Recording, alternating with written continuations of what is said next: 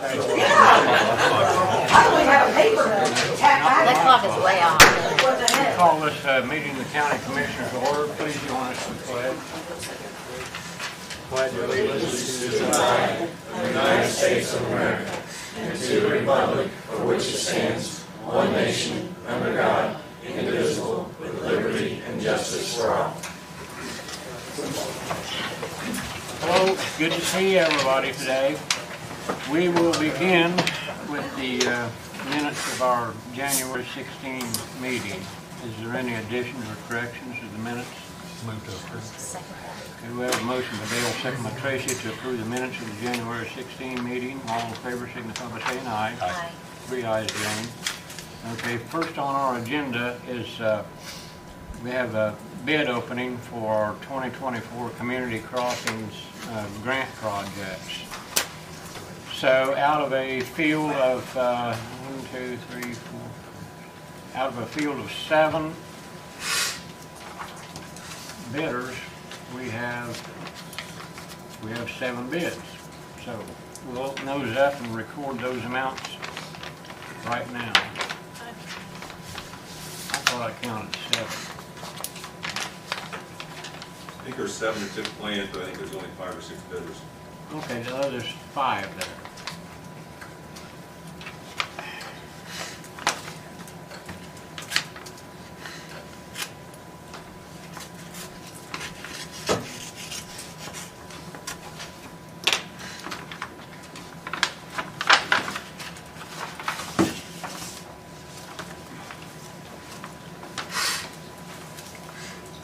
First one's from Butler, Fairman, and Seaford.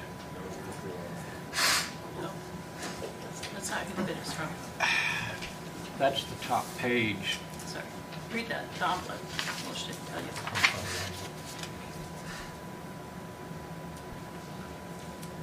All-Star Paving. Okay, All-Star Paving of Seymour, Indiana.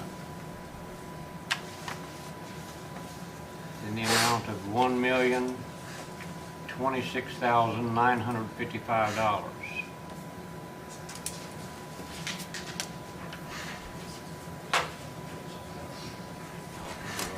Can you repeat that for us, Dale? $1,026,955. Thank you.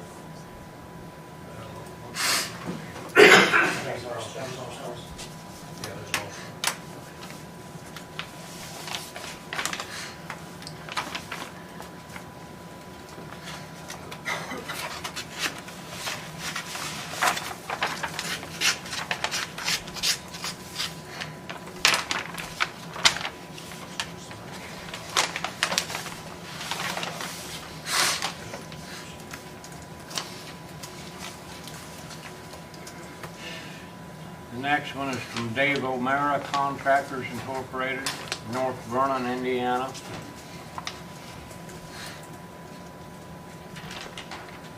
Total bid, $948,250.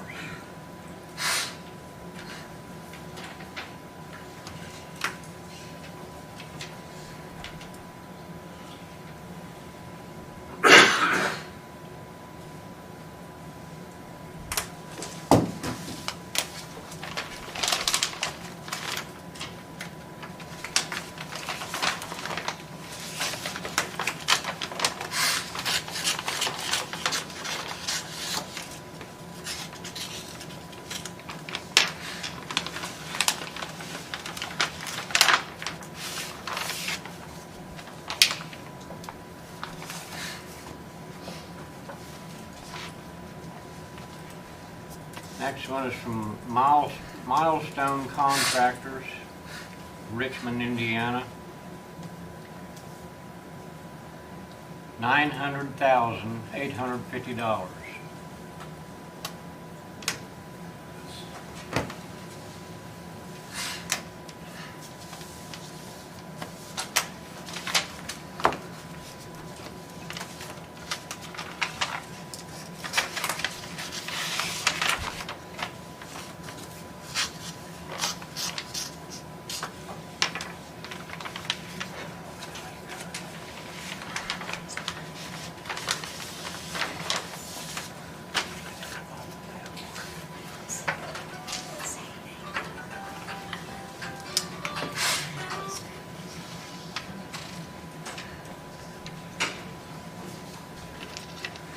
Next one from the Paul H. Rowe Company, Aurora, Indiana.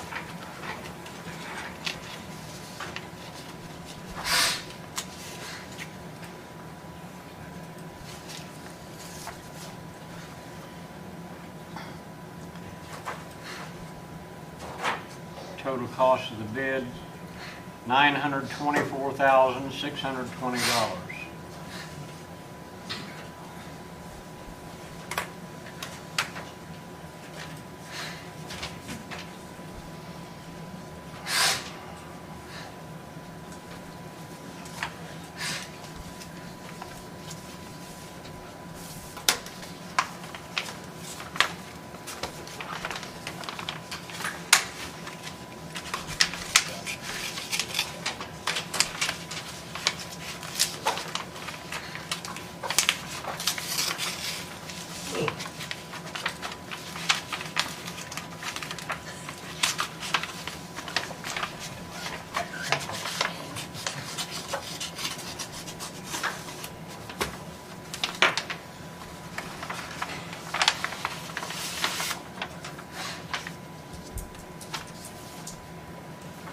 And lastly, Globe Asphalt Paving Company of Indianapolis.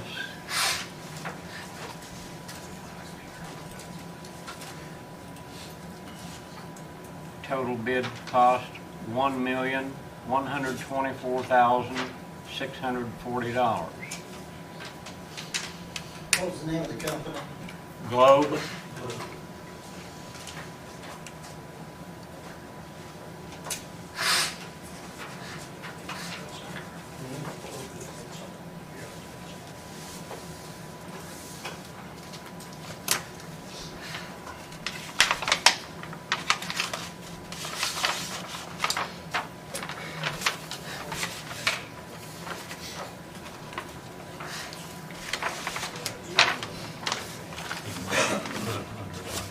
Yeah, we need a motion to accept these bids under tentative approval and to submit them to Butler Fairman for review and their recommendation. I'll make that motion. I'll second that. Okay, we have a motion by Dale, second by Tracy to receive these bids under consideration and remit them to the care of Butler, Fairman, and Seifert for their recommendation. All in favor signify by saying aye. Aye. 3 ayes, Jane. We got them here. You want them now? Sure.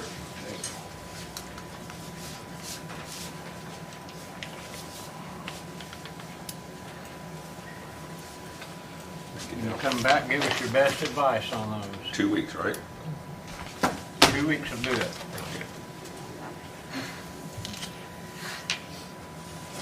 Okay,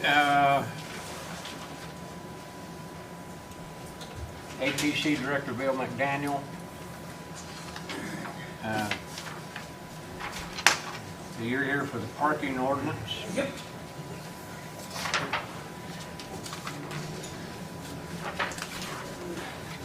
And you all, I get copies, so all of you have a copy of this, right?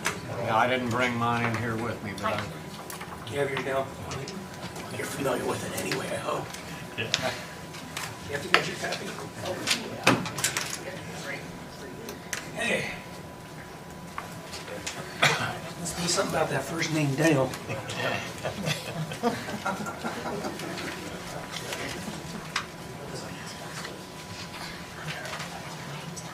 The Area Plan Commission worked on this for a while. And one of the things that led to it was the standards were excessive. So it meant as people were developing, their development costs were higher. And it was also resulting into, with that development cost higher, with them to pay parking, is then also increasing costs for the city encounters, but as far as the stormwater management. Okay, and that's what primarily drove it, because they gave, over time, they gave multiple variances for parking. And to get them down to a reasonable level. And so that's what really drove it. And then there's just some other items in there, the existing one that has needed some work on definitions. Okay, the minimum off-street parking requirements, and one of the things that was done to actually try to arrive at a reasonable number is that I spent about 2 weeks with, when I have opportunity, going around to similar types of businesses and counting parking spaces, and then also at their peak hours of how many vehicles they really actually had. So we found some that after the first brush with the recommendations for the number of spaces, they're typically based on square footage of the use, is that some were too low, others were definitely too high. So, but as the numbers are lower, is that with that, is there still always so the numbers actually too high? There's still always the variance process to go through if necessary for those. And the burden then is on the petitioner of demonstrating that what is the adequate number and why is it the adequate number for that particular use in that particular setting. So that's how we came up with the the spaces.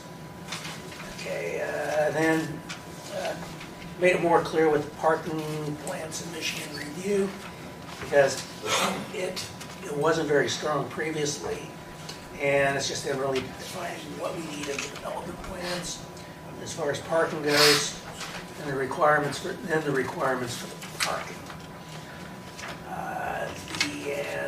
And as with anything else with these, if we do find that certain things need to be changed, they're still excessive, they're not excessive, or things have been missed, they can always pretty readily be added through the code amendment. Because I think one of the things I missed on this was stacking spaces in, say, for drive-throughs. And but any questions from any of the commissioners about this?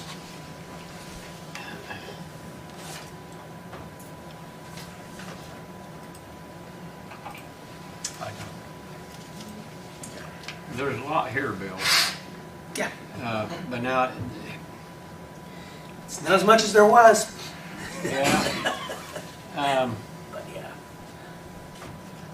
How does the APC intend to enforce this? Is this Okay. this is not going to be retroactive on anything? No. pre-existing? What it does is those are actually in place before, is they're, and the popular term is the grandfathered, but the actual legal term is they're legally non-conforming.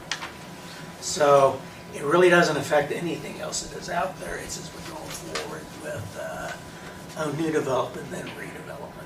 And then in some cases with redevelopment, we're going to have to do a little bit more review as far as because of the what they're trying to do right there, find some types of solutions. So the main thing, in addition to reducing the amount of impermeable surface and cost that developers use, is we're also trying to then have a sufficient amount of parking spaces so that it doesn't bleed over elsewhere, such as onto city streets or into neighboring properties. So it's the end. I think it's reasonably good.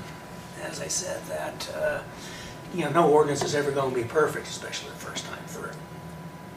And if you do need time to absorb, please go ahead and then just have me come back in a couple of weeks.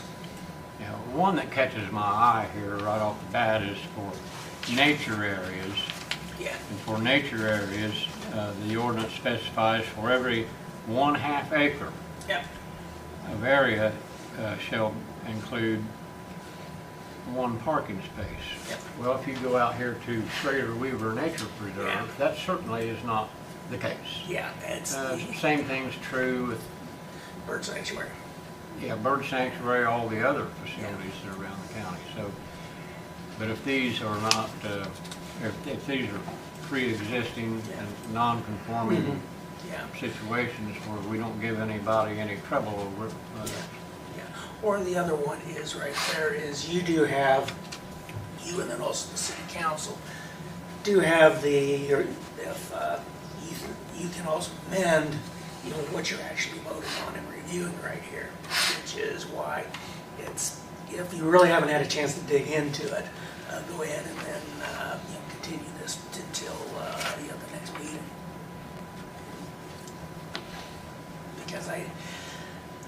Because you know, I try to send things out as early as I can, but I know at times I tend to send them out too early, and it really doesn't rise to being kind of a priority for people to actually review. So with both the city and you guys, is I'm trying to figure out what a good point of submitting. Because if it's going out just, in my opinion, if it's going out right before, in the packet right before the meeting, particularly with an ordinance like this, is I just have a feeling that I personally would want to have a little bit more time to review it. I would agree with that. Yeah. So if we see anything here that we would like to amend, Yeah. then we make the recommendation, then it goes back to the APC. Yeah. again. Yeah, and then it'd be the same thing then with the city council, so if they have other things that they want to amend, or they have other questions, is then we can just do as in the past as we've done, is then figure out with the plan commission, how we then just balance out these concerns of both the city council and the county commissioners. Yeah, because part of this is just this long process of trying to, you know, just have a better zoning code. This would have been before everybody sooner, but it's kind of a unusual year. And of course, starting off with me not being physically able to be around. Then we had the things going on with the solar energy, and then also when we had the the TIF district came through. Those sort of became more important priorities, which kind of pushed this off on actually holding the public hearing. Okay. What's your pleasure? You want to take some time to study this? Okay, I just wanted to make sure. I think we did, because I wonder if how we came up with, like for our businesses, did you go out and like know the size of parking lots and Yeah. actually go through this and? Yeah, and that's one of the things I did, and then I compared those against, because one of the, I looked at different jurisdictions to try to find some reasonable standards that others had. And the one that was probably the most reasonable and well-written, some of the, didn't have a lot of excessive things, was up there in Hancock County. So I kind of used them as the model. And so then as we had our discussions with the Plan Commission, then we made in committee with it, then we made adjustments to those. So, like I said, it's I suspect that, as always with an ordinance, we're going to find something maybe think, not quite there yet. Well, even just the correctional institution for every 10 inmates, one space. Yeah. I mean, that might be an issue even with our new facility wouldn't be able to probably keep up with that standard. So I definitely think we need to probably go through this and see what things we might, because it is a lot. Yeah, there's a lot of stuff there. Mm-hmm. That's it's very information dense.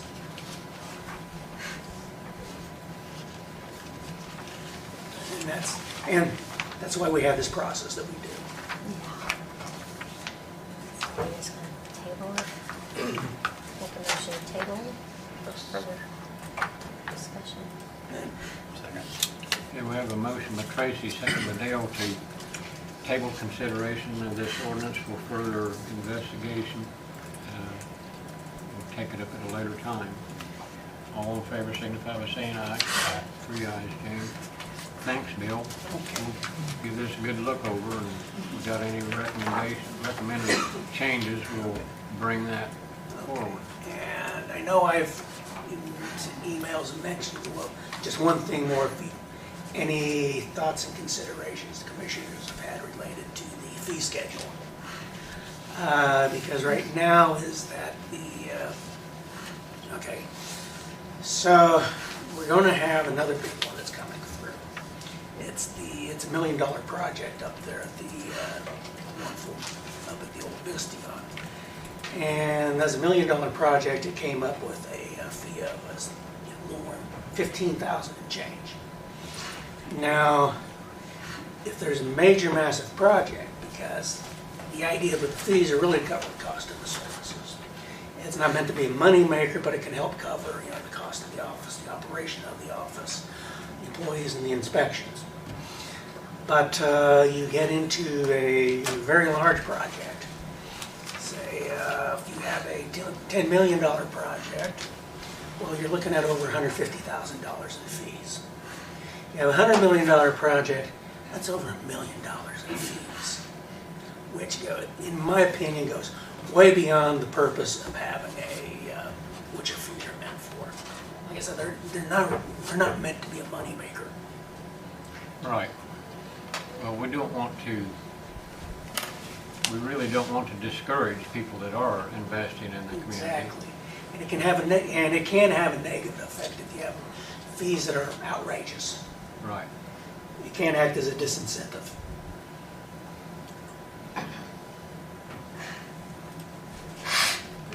Do you have a particular action that you're suggesting today?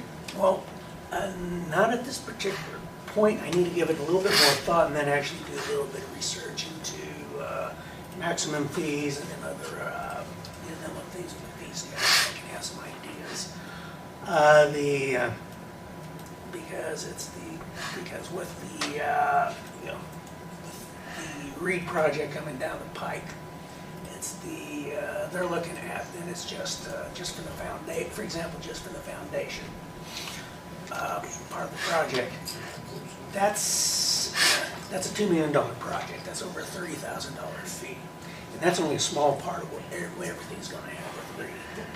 And of course, Reed really is it's an important project for the people of Fayette County. Sure. And Well, if we're because going to we do really do need and want that up there. Right. If we're going to do anything, we have to have it all in writing, study it over first, and make it official. So, if you or the APC has some ideas that you want to put in writing, do that by all means and bring it to them. Yeah, because since it's an actual county ordinance, it's going to have to be a public hearing to make those changes. Right. Okay. Is that it? Yeah, that's it. Okay. Well, thanks, Bill, for Yep. coming in. Okay, you're welcome. Thank you. County Assessor Jeff Coleman is here to talk about some supplies he needs. Yeah, it's pretty simple, really. We need about 4,000 envelopes. They're custom envelopes to fit for our mailings of Form 11s, which we're statutorily required to send out every spring. We have the cost of the 4,000 envelopes is just $343, which this all comes out of the office supplies, the county general's office supplies fund. But in getting quotes, I was able to get a quote for 12,000 envelopes, which would get us through the rest of this year and cover next year's mailings. It would save us $3 per pack on that, and I just wanted to see if you'd be interested in saving a little money by buying next year's supply of envelopes, which I will need. And that quote would have been for $887.52. And that would cover 2 years of statutory mailings for us.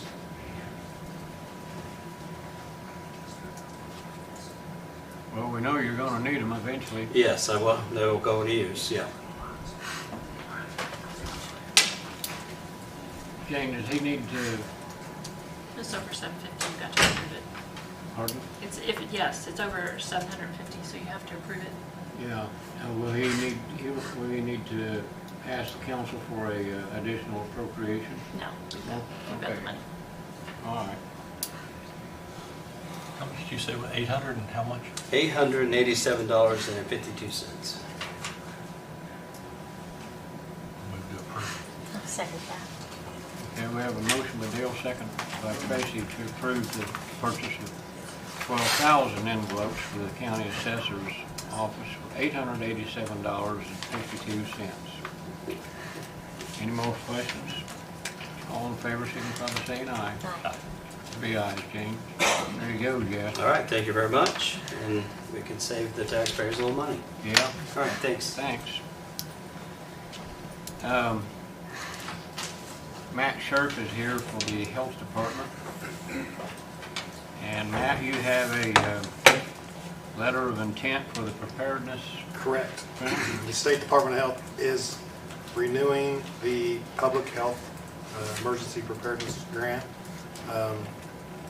We've done this for a multitude of years now. It covers our preparedness employee, which is Alvin Day. So just wanted to get your blessing on signing the letter of intent if we want to continue doing this this grant. It's been great for the county. He keeps us our department up to date on what the state requires for preparedness, and does a lot of other things for us as well. Is it any type of a match or is it? No match. So I'll move to approve. I'll second. We have a motion by Dale, second by Tracy to approve the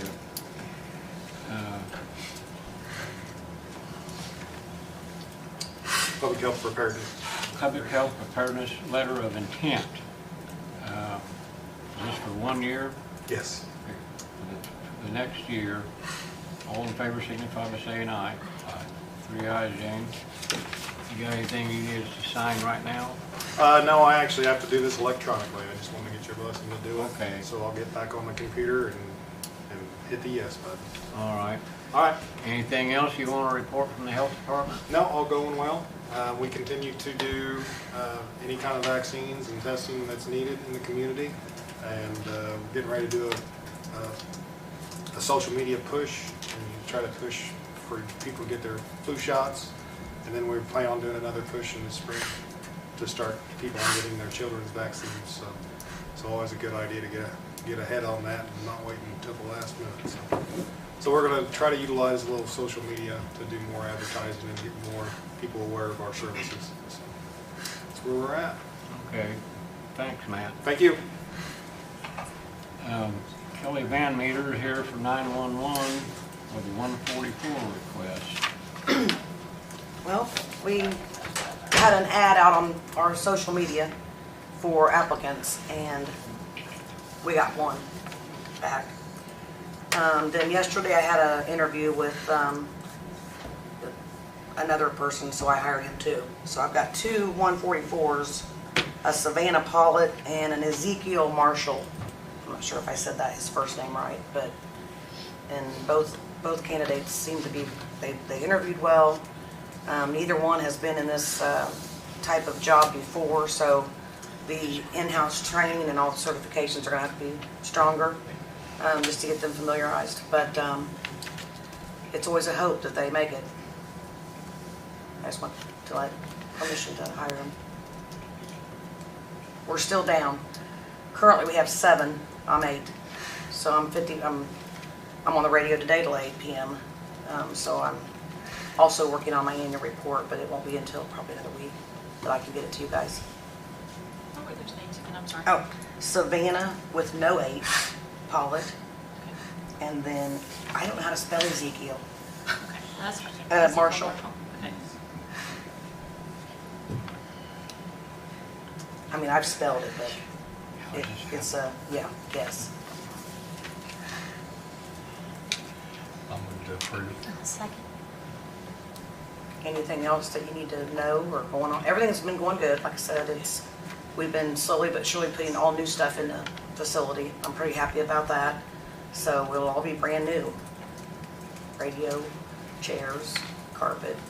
Is the 800 system about ready to go live everywhere? It is. Just a little bit of tweaking here, tweaking there. That's what we're working on. So Okay, we have a motion by Dale, second by Tracy, to approve the 144 request for the hire of Savannah Pollock at 911. Any further question? She had two of them. Ezekiel Marshall. Ezekiel. Ezekiel. Yeah, Okay. I've had a And hard time Eze- with the name too. And Ezekiel Marshall. Marshall. Okay. Got that. Any further question? All in favor signify by saying aye. Aye. 3 ayes, Jane. Is that it, Kelly? That's it. Okay, well, thanks for coming in. Thanks.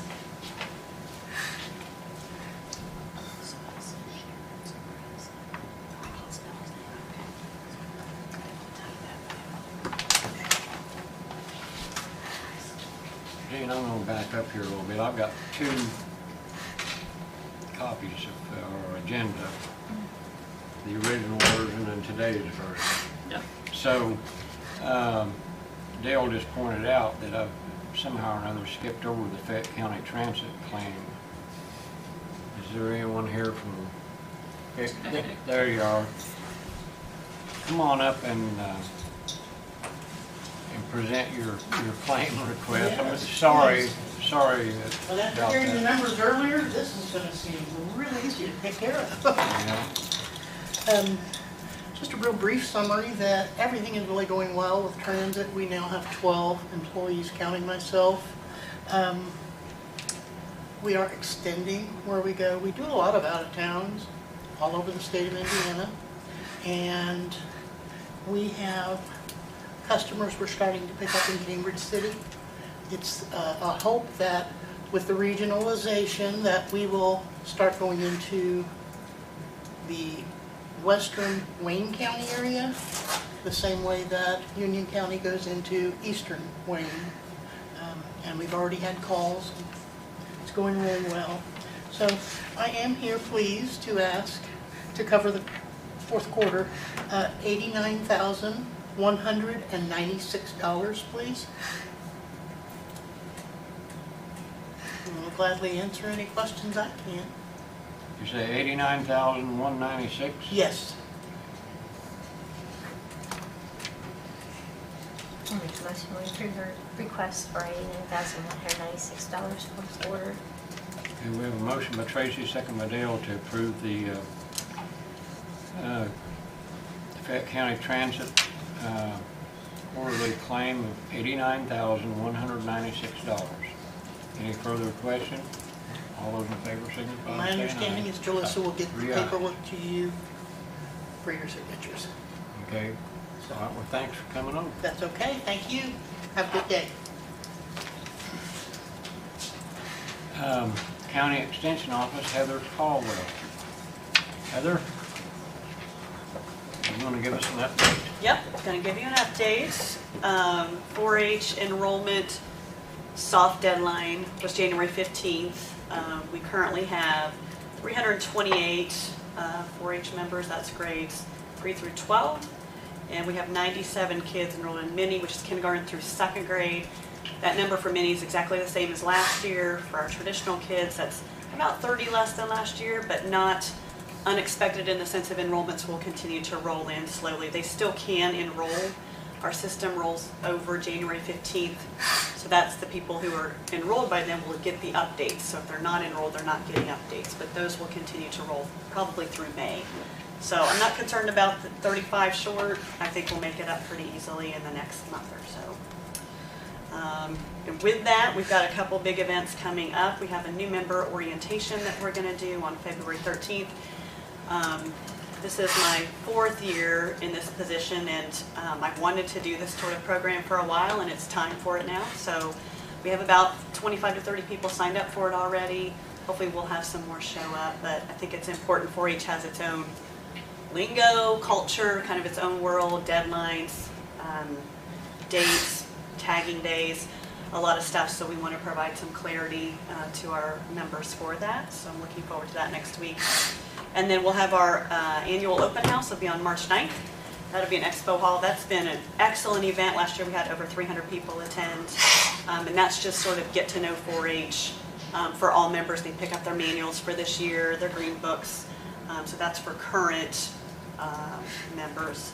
as well. So that's turned into be a really pretty big event for us. So we've already got people lined up and vendors who will be coming to provide free information and whatnot, especially for feed and grain elevators for our members. So we're excited about that coming up.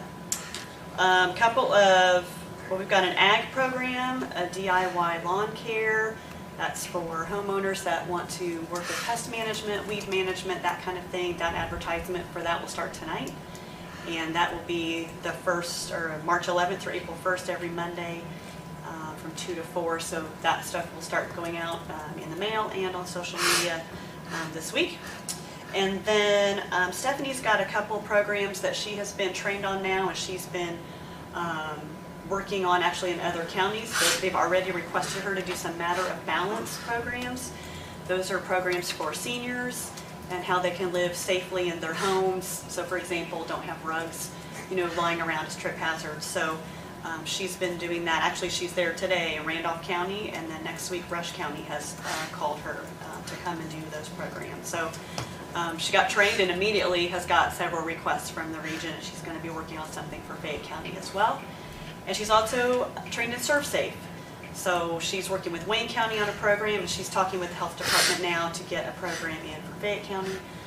So we'll hopefully have that scheduled and start advertising that in the coming weeks as well. So those are the big updates. We of course have 4-H camp coming up this summer. We've got 3 kids who are already enrolled for counselors. Their training starts in 2 weeks. We do monthly trainings for those kids. And then camp will be held the last week of May. So 3 is the most we've had from Fayette County since I've started, so I'm pretty excited. So good things happening in the Extension Office. We've got a great team down there working hard and having a lot of fun. So. It's hard to believe you've been there 4 years already. I know, this will be my 5th fair. That is hard to believe. Time is flying by. Well, you've really made a positive impact on the Extension Office. Thank you. We all appreciate it too. Thank you. I appreciate you saying that. Tracy, you're really involved with them down there. You got any? Yeah, I'm excited about the ServSafe coming. Yeah, because I need that. I mean, Yeah, cater that's every right. year, Yeah, like you'll to- need for that. every other year. Yep. Yes. So I'm excited about that being here because we usually go to the end of the year. Yes, Take it usually online. it's a travel training, so Stephanie's pretty excited that she was able to get trained on that. I agree, Tracy. I think Yes. that'd be good for our local Yeah. community. Yeah. Anybody got any questions for Heather? Okay. Thanks for the report. You bet. No problem. Thank you, guys. Okay. Animal Shelter Director Dave Ryckman. Dave, do you have anything to report today? Sorry, Dave, I got a couple of things out real quick. Our building is coming along real good. The cat area is almost already done, but the ceiling's almost all the way in. The metal is getting up. We got to insulate a little bit more than they're going to blow insulation up on the ceiling. But we got to try to get that heating and air done. I had the furnace that's in there right now. We ran the furnace for on them real cold days, and I got the bill the other week, and it was awful high. It was around $800. So I got a couple of bids here, or quotes, for a new heater, new heat and air conditioning, finish that out for you. I got copies for you guys. Okay. I got it for you too, Jane, I'm sorry.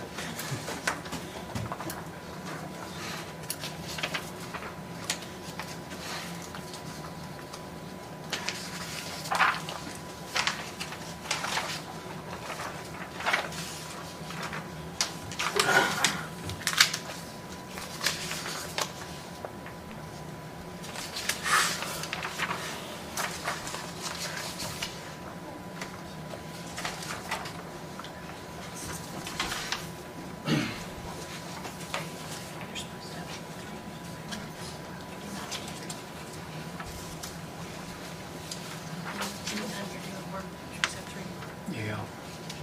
Should have 3. I'll try to get another one here shortly then. Okay. But this one from JD, it's got the water, it's 11,500 for the furnace and all that. And then on the other page is the water heater. It's a tankless. And with, the water heater would cost $1,800, and plumbing and all that comes up to $2,850. But if you see the other one, I'm not very good at their names. Just for the furnace itself with the air, were $13,595. And you know, if I need to get, I'll get another quote, but I'm just letting you look at to see what we're coming up against on that and everything with that, with the water heater and that. Well, we'll need 3 quotes. Yes, Dave, if you okay. can get 'em. All right, we'll do. But the water heater with that one was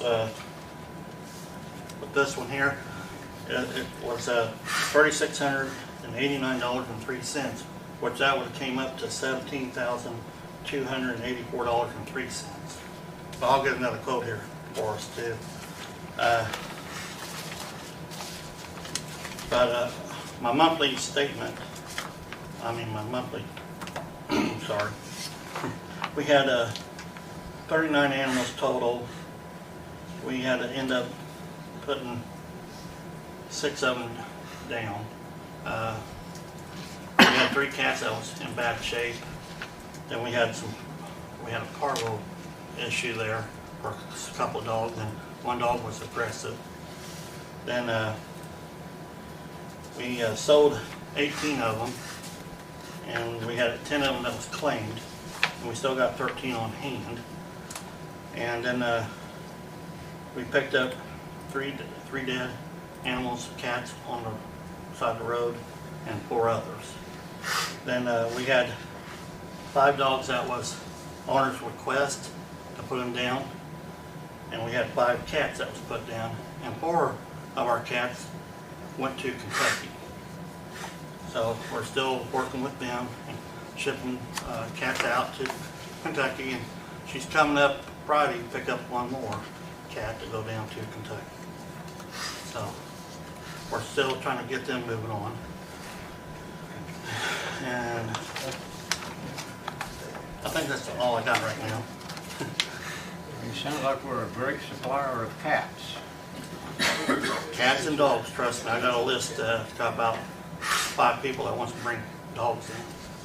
And the cats is, the kid season's come around. We just had a cat clinic, and it was successful. And I tried to advertise it on the radio while I was on the radio, whenever I get on the radio every week. So I've been trying to push it, and I've been pushing it on our Facebook.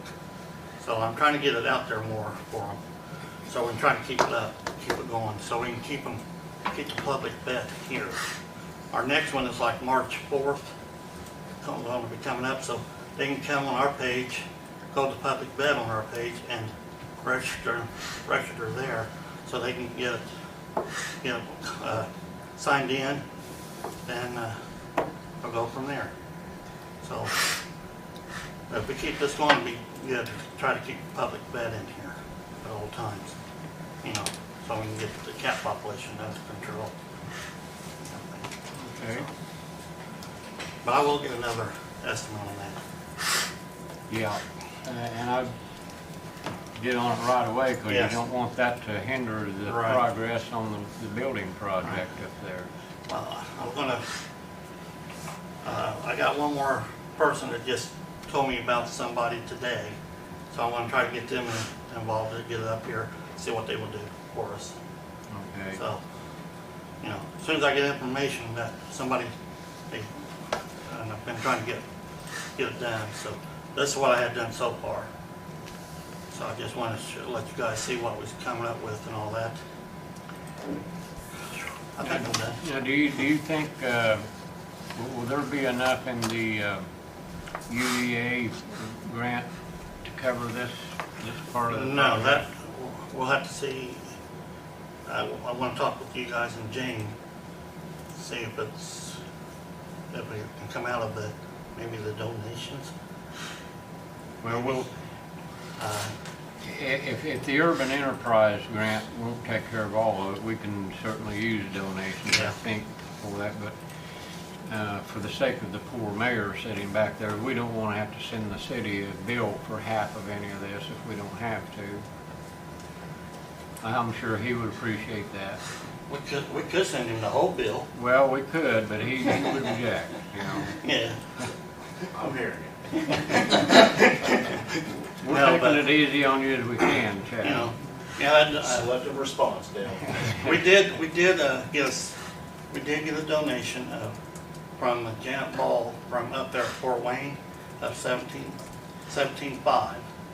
That will help, that's helped pay for our part of the building with the contract, getting it redone.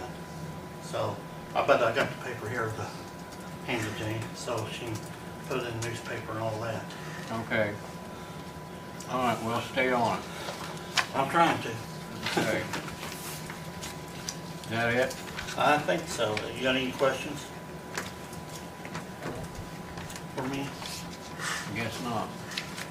Okay. Well, thanks, Dave. All right. Thank you, guys.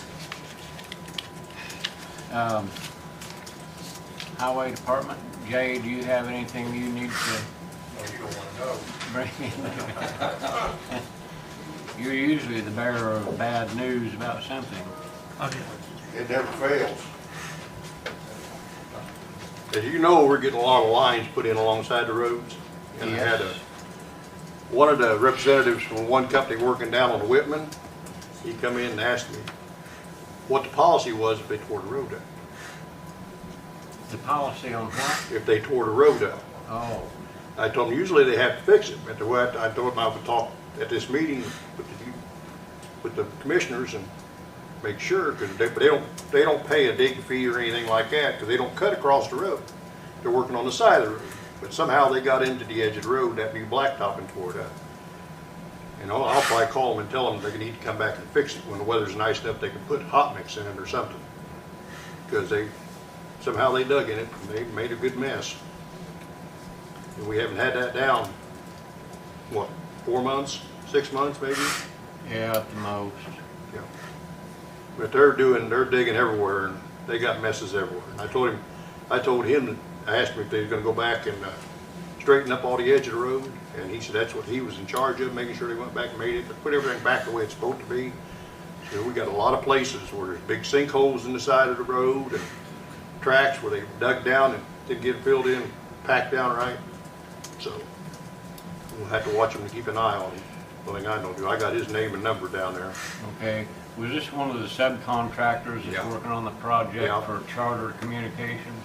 Yeah. He was from Charter Communications checking on him, is what he was doing. Okay, But he stopped in and gave me his name and his number and said, I told him I'd call him back after the meeting, let him know how soon they'd have. I told him, really right now you can't put nothing on there. Put coal mix on it, it ain't gonna last. right. But it don't look as bad as it is, so they got it packed back down, but they'll have to come back and make it right when the weather warms up. So I know, tell them, because I don't think they can get hot mix right now anywhere. I wouldn't think I so. wouldn't think so either. Well, they must have hurt it pretty bad. Well, they dug a pretty good spot in it. Okay, We've been putting gravel down on all the gravel roads, trying to get the mud straightened up, putting 8s down, and when it dried on up, we went back 73s because it spreads better. When it's cold, you can't spread to 53s. They clump up in your bed, and you can't get them out, and you leave a mess on the road. But I think they've run about all the gravels, and we're going to get back to our patching. We've done some patching too, but with everybody out in trucks running, hauling gravel, and had to have a grader out with them, that didn't leave many people to patch. right. Well, with this milder weather and the rains, spring rains, the pothole season will be here before we know it. And on the old building, where I told you about the siding, then the roof was coming off on that one side. I haven't had anybody come look at it yet, and I'll get it. If the weather stays nice, I'll get somebody down there to look at it before it falls off. Okay, that was, the wind is what started that, wasn't it? Yeah, Okay, well, wind pulled the siding off above the awning, but I think the awning was just getting weak, and that's what let the siding go. Because you can see it where it sagged a little bit over there, and it's sagging even better now. So, but we'll keep get somebody in and look at it, and if we have to put something under, try to prop it a little bit, we'll try. I don't know if it's fastened to that post barn. It's a pole barn style building, and if it's coming loose from the post, not a lot you can do to it unless you pull it all apart. No. Well, let's see about, Tracy and I talked about this the other day. That should qualify for a insurance claim. Yeah, I would think so. You can take pictures of it. Yeah. I'll call them and have them come down and take pictures of it. Yeah, do that, would you please? Okay. And when we were, I told you there's some bad news coming. We lost our bridge truck. That 2001 Dodge 1-ton. The body's been bad on it, and you can't hardly keep anything. It's all rusted out and everything. And they brought it in for a transmission problem in the transmission. Knocked some gears out of the transmission. It's a standard transmission. And then they said that the front ends are wobbling so bad you can't keep it on the road. So I told them just park it, because I can't see putting a lot of money in that old truck. And we got the black one that I used to drive. I told you about the frame rusted in two and on the back end of it. And it's getting bad. And I thought if I could take and put mine down there to replace that, because it's a 3/4 ton, it'll handle the fuel tank and all the weight they want to put in it. And I'll find something for me to drive to get by with. Something cheap. That'll get me out of town if I have to go. Well, the sheriff's department is getting ready to rotate a couple of vehicles out of service, aren't you, Sheriff? Yes. Maybe we might be able to find something there that, As long as it's dependable, I'll have to walk back from anywhere. yeah, Can't promise nothing.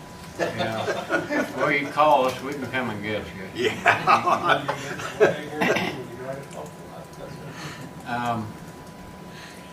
Okay. Have you had a chance to talk to the guy up there at Stoops on the trucks? No, I haven't. We would need, Jay got a hold of the guy at Stoops that said they do Lease. truck leasing. And he's willing to come, I took it, was he willing to come here or do He's willing to come down if you have a meeting so he can meet with you on them Okay. and tell you about it. He's willing They've to got- stop in and explain their lease program. Bunch of different options and places to go through, so it's something you'd have to hear from him. He tried to explain it all to me, and that's just too much information to try to hang on to, unless he sends it down in writing. Well, won't hurt anything to hear his proposals. Give us one more thing to consider. We'll schedule something with him whenever we can get to I'm it. trying to think if there's something else, that was too big a list. You have to write yourself notes like I do. I try that, but I forget my notes on the desk. You have anything for me?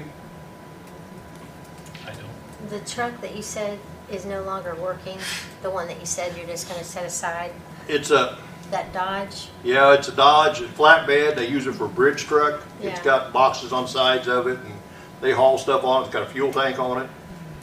But it's, with the transmission the way it is and the body the way it is, it's not worth it to put money into it, because they said the front end's so loose you can't hardly keep it on the road. So what are we doing with it then? Well, we'll probably take the flatbed off it and save it, because you can put it on anything.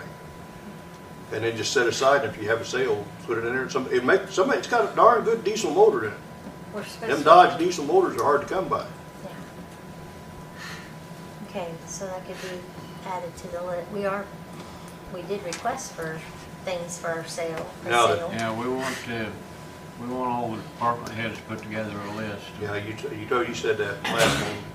The 2010, you put it on the list because it's, I wouldn't take it out of town. Because with the frame rusted right where it's rusted at in the back, it already rusted all the bracing out of the bed.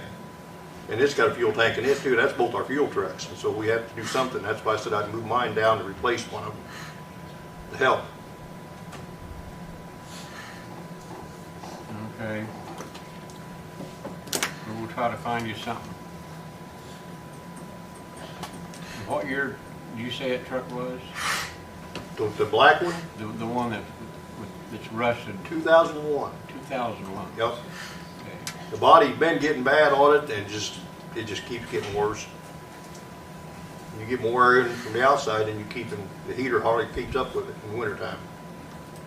But we don't use it a lot in the wintertime because it's a bridge truck, unless you go out and do something, work on a culvert or something like that in an emergency. Okay. Got any suggestions? See what the sheriff, how soon you be getting rid of yours, you think? We're still waiting on the lights from safety systems up in Richmond, so as soon as we get those, we're gonna outfit them, and we'll know, hopefully within the next month. I don't, Jane, has license or registration showing up for either one of those new trucks yet for the sheriff's department? We never know when we're going to get Yeah, plates for this stuff. Yeah, we need to make sure that that information gets to us so we can also cancel insurance on that. We don't, we don't need to be doing that on those 2 trucks, I guess, wherever we're not using.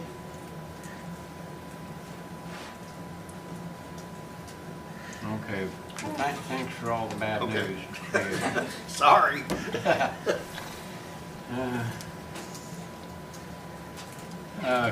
County Surveyor Bill Mackey, do you have anything? Okay. As far as Sheriff, did you have anything today? Yeah, I just wanted to brief you guys on our IRAX team real quick.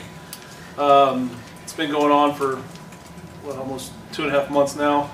We had our first meeting with stakeholders, Reed Hospital, some people from the insurance from the state yesterday, and I think so far they've got 5 or 6 people, former inmates, into rehab. They're still there. A family member of one of those inmates, they also helped get them into rehab. And then talking about the Serve Safe, we're doing that in the jail, so we're releasing people with that certificate also. So it's been pretty successful. Most of the inmates are pretty receptive to it, and it's going pretty good so far. Just want to let you guys know. That's good. That's the goal. The Yeah. goal is to put me out of a job, I guess. If we have no inmates, that'd be great. I'll take it. Yeah. Yeah. I don't know if it's going to happen, but You and me both. yeah, if we get our population right now, we're down. I mean, I think when I left, it was at 113. So normally we're at 140, 150. So something's going right. So I don't know if it's the courts or this program or something, but we're doing pretty good right now. Don't get too comfortable. No, and we talked the other day, when the Women's Center opens up, we got to hire a lot of people, and we're struggling to hire people now, so if anybody knows anybody needs a job, come apply at the Sheriff's Department, because before that place opens, I was telling Dale, staffing's in our budget now, but at least 3 to 4 weeks before that opens, we'd like to get them in, because we technically are supposed to give them 2 weeks of training, and then just get them acclimated to our computer system and whatnot, so we can hit the ground running when that place does open up. Well, as you well know, there's been some delays over there, and right now we're looking at a April 30 completion date. Yeah. And there's no guarantee that they'll make that. They've had their share of trouble with the supply chain on a lot of the things they need. But I think it's time to start getting serious about putting some staff together. Yeah, it's going to be a challenge. Yeah. We'll try though. Anything else?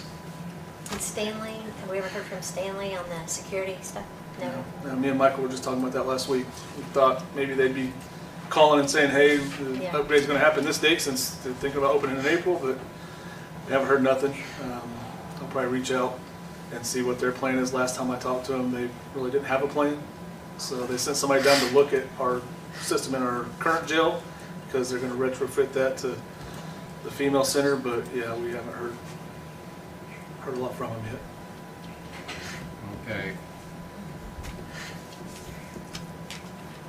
All right, Anything else, Sheriff? that's it. Thanks for Thank you. coming over. I saved Wade Walling for last on our list today because he's got several items he needs to talk about. Wade, you want to come up and present your business today? Sure.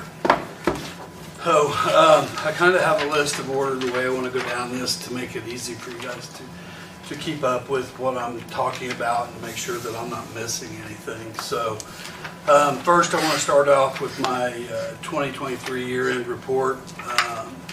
2023 was extremely busy for emergency management, and there's no signs of it slowing down for 2024. So we were able to get much needed equipment through several different grants throughout the year, as well as stand up an emergency management incident response team, all volunteers. Right now I have 10 volunteers with 2 prospects. I'm just waiting on background checks to finish on them before we start bringing them on and getting them trained. We were able to purchase a truck for the director position so that I can respond to incidents and help where there's help's needed. So just to quickly highlight some of the grants, and I believe that you guys should have this document, the yearly report. We were able to secure the 2022 and the 2023 MPG salary grant. Both of those were $18,000. We were able to secure the SHSP through Homeland Security, the $150,000 grant for the incident command trailer. And I'll talk about that at the end a little bit more. I have a mock-up of that. We were able to get Whitewater Valley, Duke, Rush, Shelby, and Henry County RMC grants that we bought equipment for. One of the grants was I just highlighted on social media is we was able to get a law enforcement grant for thermal imaging cameras for our law enforcement in the county as well as our fire departments. So Connersville City and all the volunteer departments will have thermal imaging cameras through this grant. So I was real happy about that. Moving on, I responded, those grants, the total of all the grants combined was $208,235. So I think that was a good outcome for the county for 2023. Very good. I hope I get that much again this year. But, grants, they're never guaranteed. I've responded to 16 incidents throughout 2023, whether it was helping with traffic or power lines down. I know we had 3 chemical releases. A couple was with Connersville Utilities, but they weren't anything major. They handled it with in-house. But I did get that report from IDEM on those, and they were just very minor. So we did planning for and provided emergency management services and communication plans for Celebration in the Ville, Winterfest, Food Truck Battle, and the Fayette County Free Fair. And there's a lot of work that has to go into those, developing communication plans, making sure the state get their reports on what's going on, anticipated visitors, things like that. So we were able to make sure that we helped with all of those. We also were able to purchase public safety mobile and portable radios. Emergency management definitely needed them, but we was also able to purchase 3 and give them to the sheriff's department for their vehicles, which it's not all that they need, and I believe they have a grant now for the radios, but it will help at least get them going in the interim, so that their guys aren't out in the county and can't reach our dispatch. We were also able to purchase our e-dispatches system for all the volunteer fire departments, and that system is a secondary backup dispatch system that our dispatchers or Central 911 doesn't have to touch. They have sensors, 2 of them set in my office and 1 set's in Everton. And when the tones go off to alert those departments, this system automatically captures what our dispatchers is saying, and then they relay it out to individual firefighters. So, and I believe Commissioner Munson has that on his phone as well. So, moving on, because this is a big report. Our MesoNet weather station grant application, I forwarded that to FEMA. IDHS reached back out to me and said, hey, we have additional questions or we want additional data. So I provided that. I've resubmitted it back through FEMA Go to IDHS. They're going to review it and let me know if they're good with it, and they will forward it on from there to FEMA. This weather station, and I plan on talking about that in just a few minutes, it's a good thing for Fayette County. There's nothing on this side of the state to get accurate real-time data. So, next, our LAPC committees. We've met 6 times in 2023. We were required to meet 4. We did 6. That way we could overkill it and make sure we got everything accomplished. We completed our hazmat plan and submitted that to IDHS, as well as a tabletop exercise where all of our public safety agencies except one participated in that. We have some work to do on that. Communications is not an easy topic. We've got some more to go on that to make our interoperability more seamless. But this year in 2024, I plan to expand on that tabletop and start working to get the pieces to fall into place the way they should. So I don't see any issues with that. We did complete 1 active shooter training at Connersville High School. The Connersville Police Department hosted. That was 3 days. That showed us a lot too. And it was good training, especially for leadership, because it showed department heads that were involved in that what goes on, things we got to think about, like vehicle placement, where our incident command belongs, things like that. Professional development, I completed a bunch of classes, all having to do with emergency management. They were requirements for FEMA. They're done, so I won't have to retake those. Additionally, as a donation, I purchased paint for the emergency management office and repainted it. It was in very bad shape, holes in the walls. I took everything off, remudded it, repainted everything. As well, I bought 2 additional TVs to replace the ones that were broken hanging on the wall in our classroom so that we have working. And that was a donation I provided to the county so that we could get that done. So, our other projects for 2024, there's a lot of things I want to apply for. I will bring those requests to the commissioners, talk to them, talk to you all about it whenever those start getting closer to opening. There's a lot of things I'd like to get grants for. We need more thermal imaging cameras for our firefighters in the county. We need a module in Spillman for rapid notifications. And there's just a ton of things.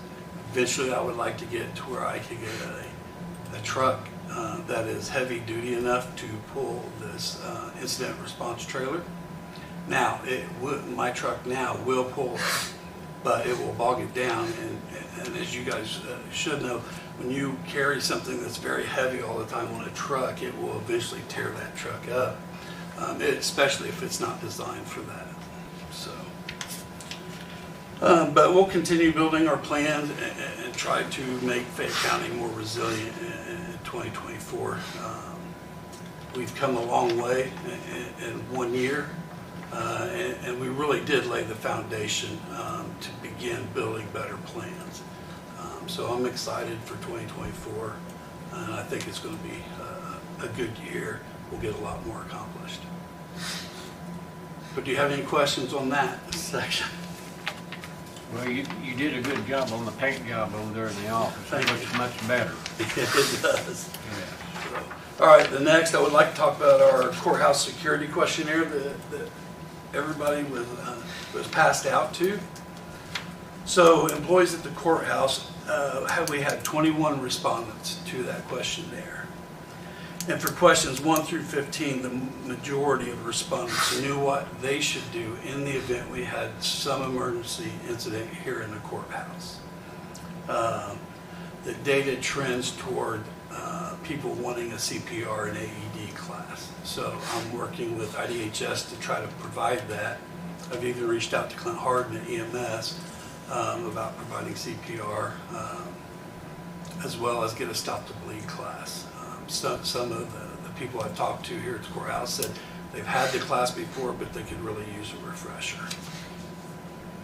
So for questions 16 through 30 of that, the majority of respondents knew what to do if a certain emergency like a fire or a tornado happened. They knew what they should do. We have a designated meeting spot in the basement in the event of a tornado. I've passed out information to all the departments on what they should do when that tornado drill or tornado happens, where they should go. And they were pretty clear they knew what to do on that. So what I would like to draw your attention to is the number one safety concern in the county, and 8 out of the 21 people responded. It was active shooter. The number 2 safety concern for everyone that responded, 5 out of 21, was personal safety. So when we asked if they were in charge and had a chance to improve safety at the courthouse, what would they do? What's some policies or rules they would implement? And the number one answer in that was a security guard. Controlled access to the building, signage, and metal detectors. So, and those things cost money, so I think we need to have a deeper dive into what that would actually look like. But right now, I can't speak to that because I haven't even started looking. So, when we asked them how we should pay for security measures, the number one answer was grants. And I believe there are some grants through the federal court system, state courts, for courthouse security and grants. I haven't started researching this yet, though, but I know that there's some out there. The number 2 answers was taxes or a public safety tax. But we already know that we're highly taxed in Fayette County, so I don't see that as a foreseeable track, in my opinion. But that's not up to me. That's the number 2 answer. And then what deterrence do we have to stop people from bringing weapons into our courthouse or the annex? The number 1 answer, and that was 10 out of 21, said nothing. There's nothing to deter that. And they're correct, there's really not. Should the courthouse, the second floor of the courthouse prosecutor's office where the courts are, should that be locked down so it's separate access to get to? And the majority of the people said no. Which surprised me. I thought that they would prefer to have at least that area, if that's all we could do, locked down. What can we do better to protect our judges, staff, prosecutors, and elected officials? The number 1 answer, again, was security guard, controlled access, signage, and metal detectors. And I listed in this document how many votes each one of those things got. So if you want deeper information, we can have a meeting offline and I can really go through that with you. Finally, should the courthouse be locked down with only 1 public entrance? When I talk to people about this, we're thinking the public entrance would probably be right out here on our north entrance, with all the remaining doors locked, where staff can go in and with a key fob, and then anybody inside the courthouse can actually go out those doors so it doesn't impede egress. But that was one of the big things that I took away from this, is the majority of the people that talked to me or responded to this would like to have more controlled access in the courthouse for their personal safety. And should staff have key fob entrance? And yes was the number one answer. So overall, out of the 21 respondents that filled out, some were part of the questionnaire. It appears the majority know what to do in an emergency, but courthouse security remains a high priority for them. So, do you have any questions on that? No. You had 21 respondents? Okay. I believe it was all the department heads that came to the meeting, correct? So it wouldn't be all staff. So, all right. So let's move, briefly talk about the MesoNet weather station. So I provided some contracts to you all to review. I don't need an action on those contracts. Right now, they're just for you to review. But whether we receive this BRIC grant or not, Purdue would like to get a weather station in Fayette County. What that looks like, I don't know yet. But one of the hurdles that Dr. Beth Hall told me was of these contracts that she sent me.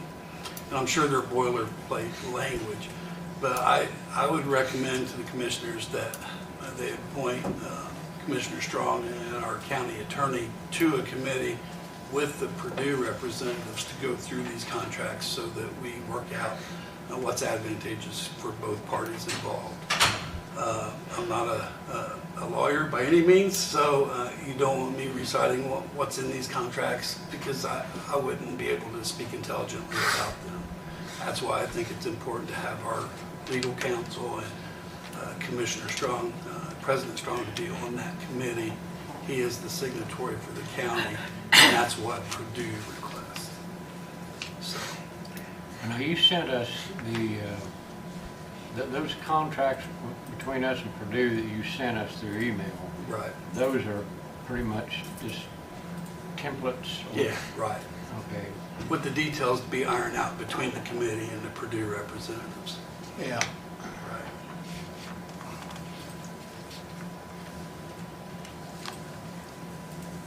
Okay, well, when,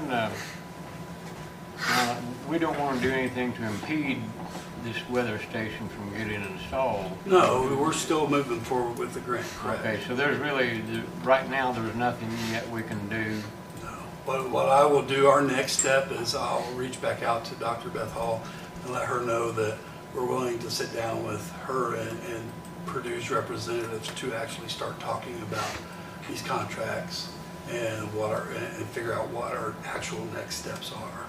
Okay. Well, let them know that whenever they're available, we will try to arrange a sit down with them. I also know they want to do a site visit to our location, and we were considering putting this site at the animal clinic up there on vacant ground because it's out of the way, but it's also representative of our county in general. So they'll want to come do a site visit, and I figured that would be a good time to do that when the weather breaks a little. Have any questions on that? All right. So next, let me get to my other sheet here so I don't lose place. Let's talk about state IoT, CrowdStrike, local cybersecurity grant program. So the state reached out to me back earlier in 2023 and said that the state wanted to pay for CrowdStrike software.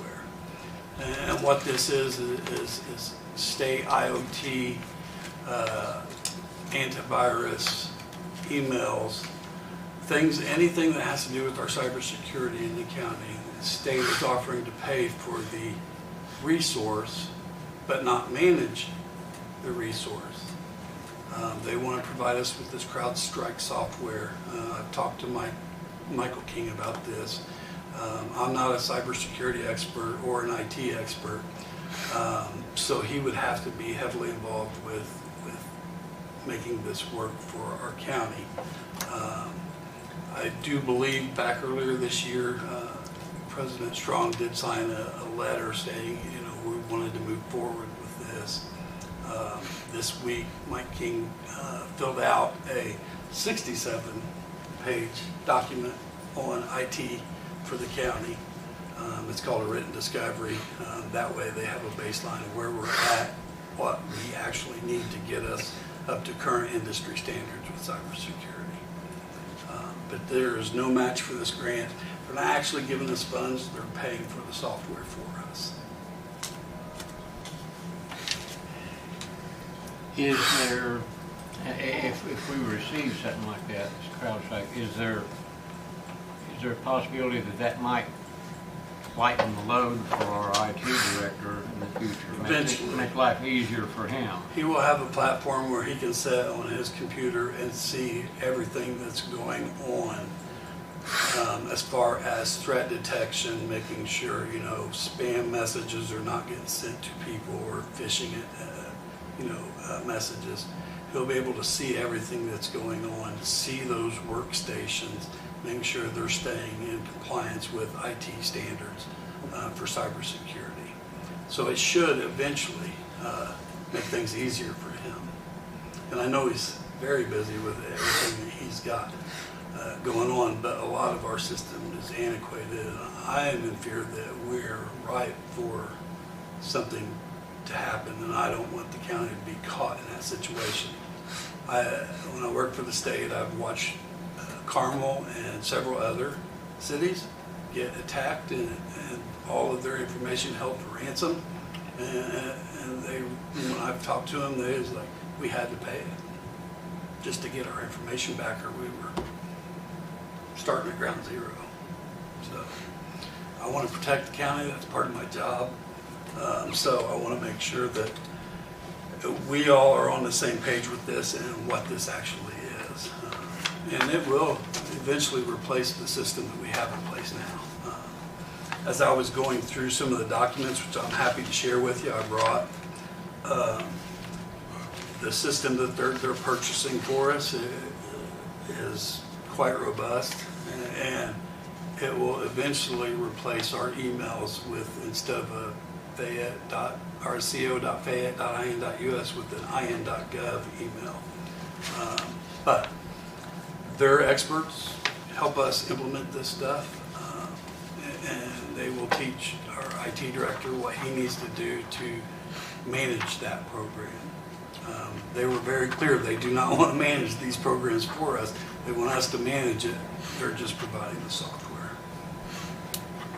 Is this system, is that be for strictly the county, or will it Right also now, pick it up is the just for city? the county. I did start talking with them because I know Michael manages the city's IT as well.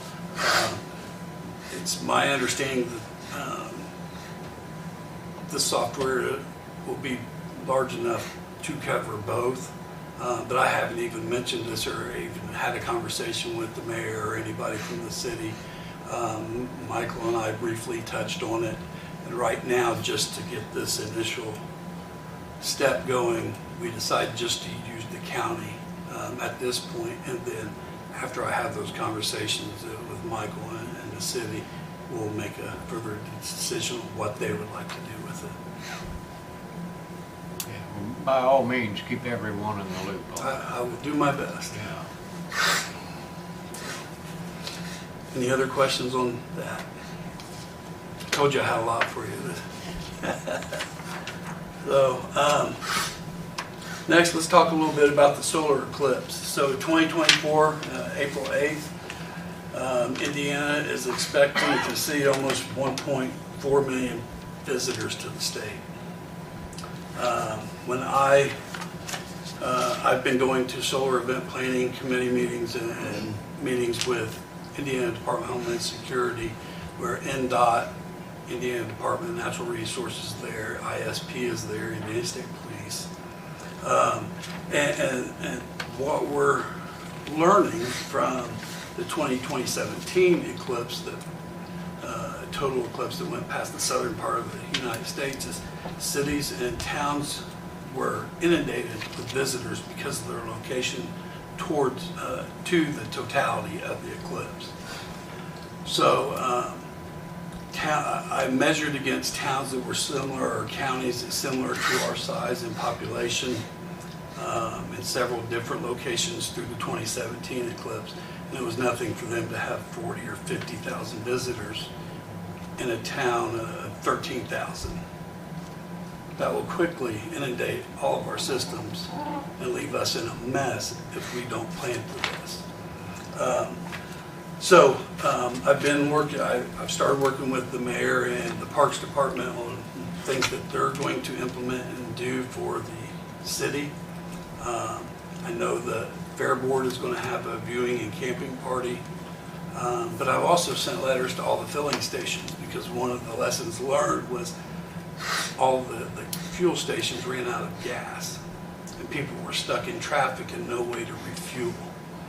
So I sent a letter to each filling station and told them that it would be wise to have extra fuel on hand at least the day of. The other lessons that we learned through this is that restaurants ran out of food. People were stuck in traffic jams for hours because the interstates and the highways were gridlocked, which then filters into the county and then into the city. So I am building some plans now with emergency traffic routes. I'm talking to the public safety department heads, trying to figure out what we're going to do. I believe the city's going to have guys on the fire department in that day, additional people on the police department, EMS as well. They'll be staged strategically. Myself and my volunteer team will be out helping manage sites and traffic along with everybody else because we want things to remain fairly in order. But when you look at the research from 2017, I mean, Paducah County in Kentucky, they had like 70,000 visitors. So when I looked at the numbers, I looked at Rushville, Wayne, Union, and Franklin County. Wayne County is expecting to see up to 100,000 visitors. Henry County, I believe they were around 35 to 40,000. Rush County said 35 to 40,000. And Franklin County said 50 to 60,000 because they have state parks. So when I did the calculations based on these recommendations, we're looking at 35 to 40,000. Now, that being said, it takes a rainy day and clouds to completely change this to nothing, right? Or we could be sunny, someplace else could be cloudy, and people start moving to our location just to see this. So it is a once-in-a-lifetime event.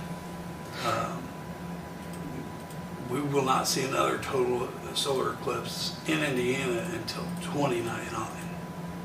So we will have people from all over the country, out of country. They're already preparing for people coming from out of the country just to witness this event. So I wanted to make sure you guys were very aware of what's going on with that.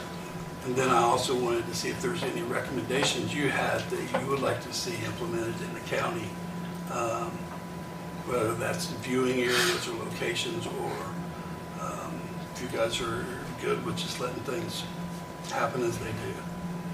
And I don't mean that in a negative way. I mean just not being super involved with planning anything. I think we need to be prepared, but exactly how to get prepared is the million-dollar question. So I think I have a 34-page PowerPoint right now with everything that we need to cover. And once I have all the data that I need for it, I will share that with all of our department heads, the city, and the commissioners. So it's very telling. And without the 2017 eclipse to kind of reference off of, we would be left holding a very, very big mess. So, is there any questions on that? The final thing I wanted to say on that is IDHS, IPSC, the State Communication Board, they're all expecting that we're going to have network disruptions, cell phone disruptions, and communication through 800 radio systems may be bogged down and go into site trunking. So we have to have backups and redundancies which we do. We have a 700 system that our first responders can use if 800s go into site trunking. And then our third resort is cell phones. Currently, I'm working with all the department heads. I've sent out emails. And then I'm also talking with council president because she's part of the budget process, and I've talked to Commissioner Strong. The cyber security infrastructure, make sure I'm saying this right. Let me get to it. I don't want to mess it up. There we go. It's CISA, CISA, the Cybersecurity and Infrastructure Security Agency. They offer a government emergency telecommunications service called GETS, G-E-T-S. They also offer a wireless priority service and an app to help you as county executives and first responders make phone calls when our service is disrupted. And just so you got in, Jeff, if you don't mind, would you pass this out? So this is my personal one from my personal cell phone. This GETS card, if I'm at a landline, it will let me dial certain numbers, and then my call will get priority over the general public's. And the reason we need this is because if things fall apart and services go down, we need to still communicate. So it's important to have this. Now, this program's optional. You don't have to take this. This isn't a government tracking your cell phone deal. This is a service they add to your account. It can be added to your personal cell phone or to a work cell phone. So like for me, for my personal cell phone, I put my work address on there. So firefighters can put their station address. You know, law enforcement can put their department address. They don't have to use their personal. However, to have this plan attached to your account, I would need your account number to provide to CISA so that they can turn that service on. So like for my personal one, which is this GETS card that I'm passing out, I gave them my account number. I think that there's hesitation about this with people just simply because it's another government entity getting your information. But I think it's also foolish to believe they don't already have our information, right? This is a service for executive leadership and public safety to help them communicate if something bad happens. So like for my work cell phone, I would need my account number for my work cell phone to turn this on to my service. The other option is to have my account pulled out of the county general and have a separate contract for my cell service with this turned on. I realize that there's a lot of phones on that account number. So it's just an alternative way to get this accomplished, but I don't want to be left not being able to make phone calls if we lose radio communications and things happen. The reason you're seeing me push for this now is because I'm trying to get it implemented before April 8th with the solar eclipse. What does this roughly cost? Nothing, it's free. But it's not for everybody, right? So it's just for select members who make decisions about emergency response, and then if we have funding or issues, that's why I want to get Dale on there, maybe one or two of you, and two people from the council. So it's important. If it wasn't, if I thought this was just another, government thing, I wouldn't even bring it to your attention. But with the information we're learning about the solar eclipse, with what we already know about our radio systems, it doesn't take anything for them to go into site trunking and us not be able to communicate correctly. We need 3, at a minimum, ways to communicate. next we'll be sending Commissioner Munson around, driving around talking to everybody. We have the gas left. Right, yeah, we may not. Give you something to do. Yeah, we got Okay, so this alternative phone service would be naturally for all first responders Yes, and people like the mayor, right, and yourself, and right, commissioners, and correct. then once you get past a certain level, any additional people, it would be like those of us that use our personal phones for business also. It doesn't matter.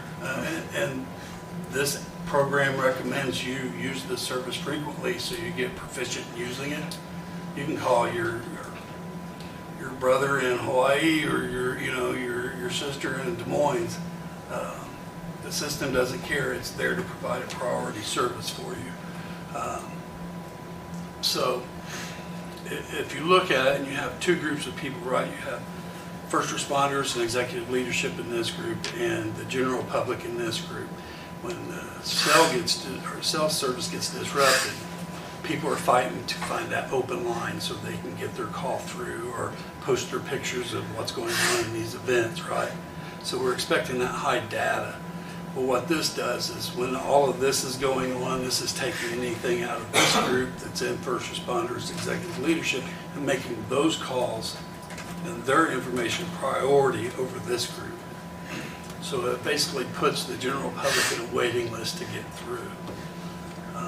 Now, I know that that's not what the general public wants to hear, right? But when it comes to public safety, we have to have priorities, and being able to respond and communicate is a high priority in order to protect our citizens and our visitors. And what do you need from us? So from you, I would need your cell phone number. We could use the courthouse as the address, and then I would need the account number that you want this turned on whatever phone. It can be your personal phone, it can be a work phone. It doesn't make any difference to the system. Okay, for like the sheriff's department and fire departments that carry company phones. Right. They would need. I would need their account number and their cell phone number.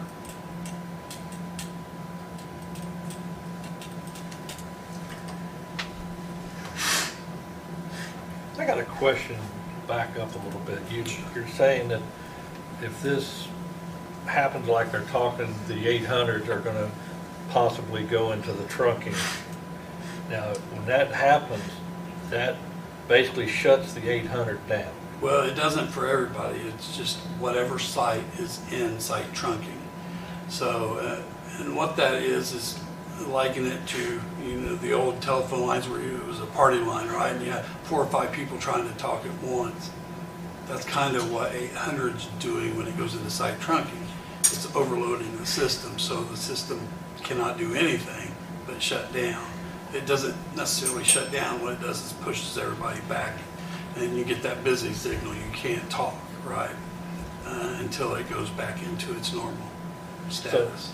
So if this tower goes into site trunking, and so let's say we're up by Bentonville, can the 800 up there pick up a Henry County or Wayne County tower and talk back then? Possibly could.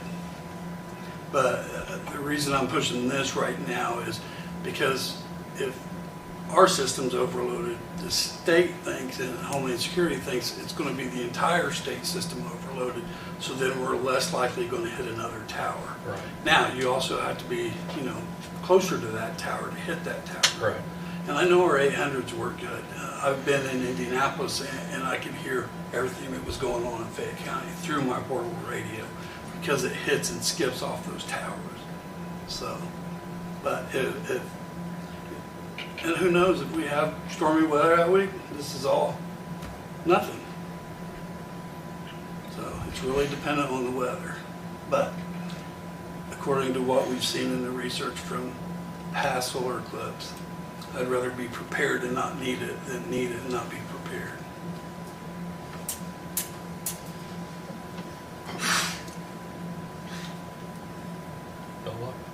Okay. Now, if we,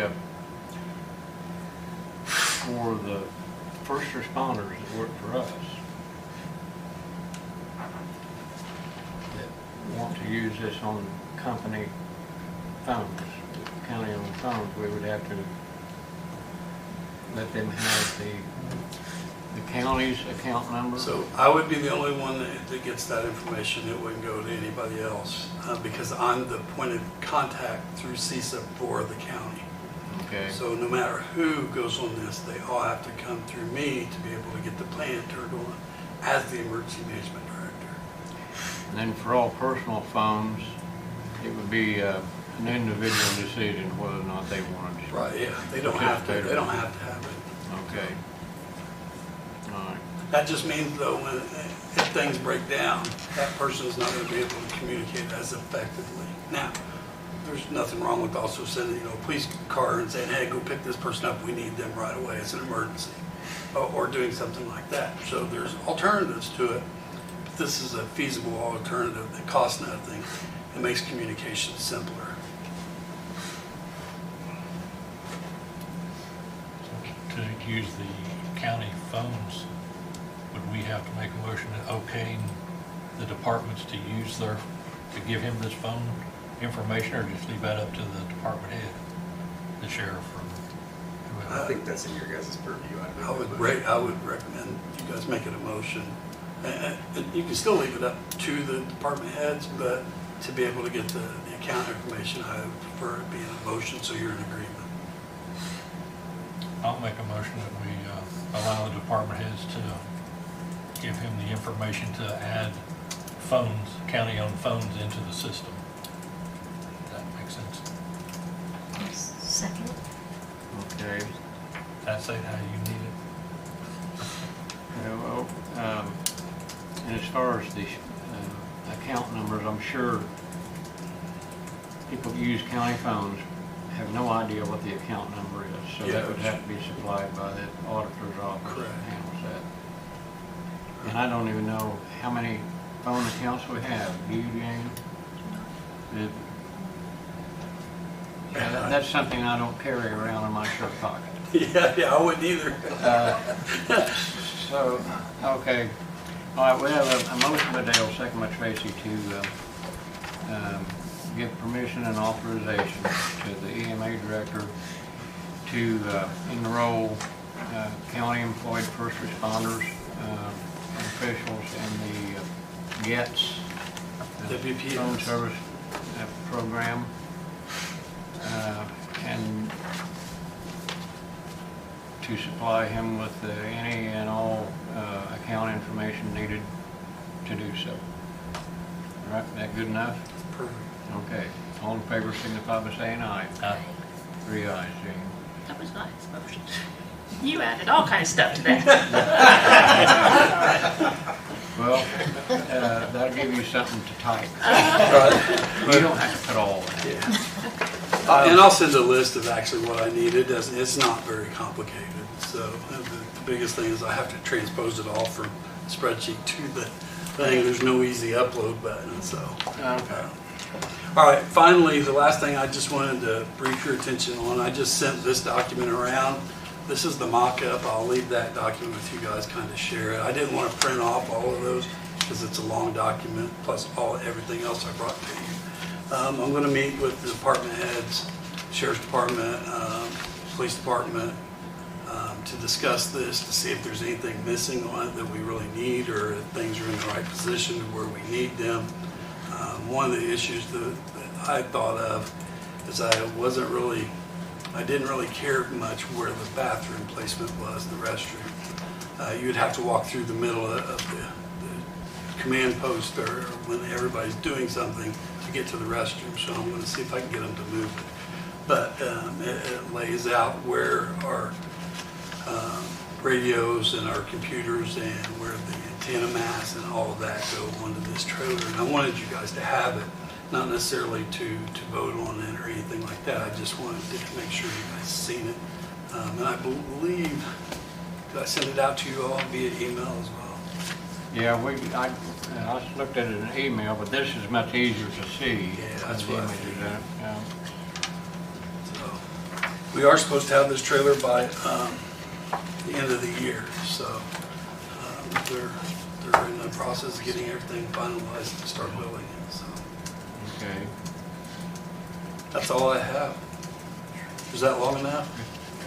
So here's my mistake. I was gonna bring this in my end of the year report to you guys last month, and I thought, you know what? I'll just wait and give everybody else a chance to get theirs done. So I waited, and now I had everything else I needed to bring to you, plus the grand report. So I should have just went ahead with my gut instinct and brought it last month. Well, thanks, Wade, for all the updates and information. You're welcome. Okay. You guys mind if I deviate from the agenda just a little bit? These folks here have been waiting for us for a long time. We've still got more stuff to cover. So let's skip on down to patron concerns right now so that these folks can talk about whatever they have that they need to talk about. These folks are all included, they're all included. Okay, but still. Mind if I approach the bench? No, come on up. I got some. Tell us what you got, what you need. Got a little file for everybody, and it's probably got way too much information in it. All I'm asking for is your stronghold release on an easement. Okay, could you, for our record-keeping purposes, could you give us your name and address? Yeah, my name is David Smith. I'm currently in Franklin County, which is 13208 Little Duck Creek Road in Laurel. But we're looking to purchase some property over by Pleasant View, and it's the surrounding property around the subdivision that actually quit. And the first page here just gives you a little bit, is the listing information from, I get from your real estate agent. It's got all the pertinent information, and after looking at it, there's like almost 23 acres here. My wife, my daughter and her family decided we'd like to go and buy this property together. All right. So we looked at it. We went to Area Planning Commission with Bill MacDaniel, and the surveyor didn't actually sit in with us, but he yelled a lot from his office because we asked him a lot of questions. that was pretty cool. If you go to the second page, it's just pictures from their listing agent, and that's something you see like off of Zillow or something like that. But the top paragraph there at the end of it, it tells you about the property. And it says access is currently off of Starlight Drive, but the last sentence says deeded easement for a second driveway is available. And it took a while to figure out what that was, and that's why we had that meeting with area planning. So if you turn to the next page, I'm sorry, this is kind of out of order, but there's the property, the outline of the property. The Snyders, which is my daughter and her family, they're proposing getting that, and the only access to this whole property is through 3619. There's a driveway, all right, that accesses the whole property around it. So what we propose is cutting that about right in half, and then the Snyders have an upper half, and then me and my wife will take the lower half. And that easement we're talking about is, if you turn to page 4, the color photo, that yellow rectangle is the county easement, and I'm assuming it's just in case that this subdivision wanted to progress that direction. It was a dedicated road originally in the plat for future development. It was dedicated to the county, so commissioners have control over it. Yeah. 60 foot wide, back to those lots, 150 feet or whatever it is. Right. It was actually dedicated as a street. So Right. they have control of it. So you have control of it. But what we'd like to do is we'd like to buy this property around it and then gain control of that, so we have a driveway for that south half of the property. That's what I'm talking about when I say you guys got a stronghold on that easement. Now the next page, it does show a floodplain, but right off that easement, if you go straight up that easement and you veer off to the left, there's a beautiful place to build, right up on top of the hill. I mean, it's absolutely gorgeous. So the floodplain is not going to be an issue. The next page is a picture of the actual easement that we're trying to get. It's the one with the big trees in it. It's got the blue lines. I would probably have to take out about 3 or 4 of those trees, make a nice little winding driveway back to the property. That's all I'd have to do with that. Next page is the existing easement they have at 3619 West Starlight Drive. And the property owner now uses that. He used to use it. He had a fifth wheel camper back there. So, and from there, I mean, they have water access from Pleasant View Utilities, sewer and electric is already there. But that's on that one side of the property.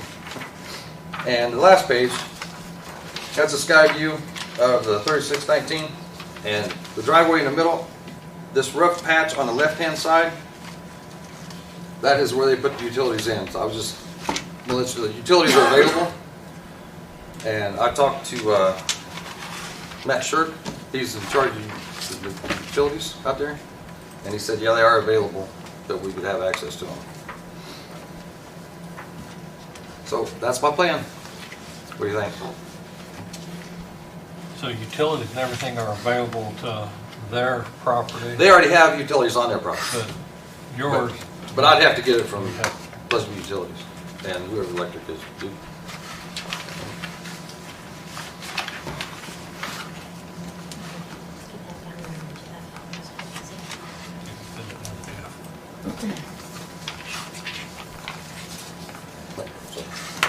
Here's mine.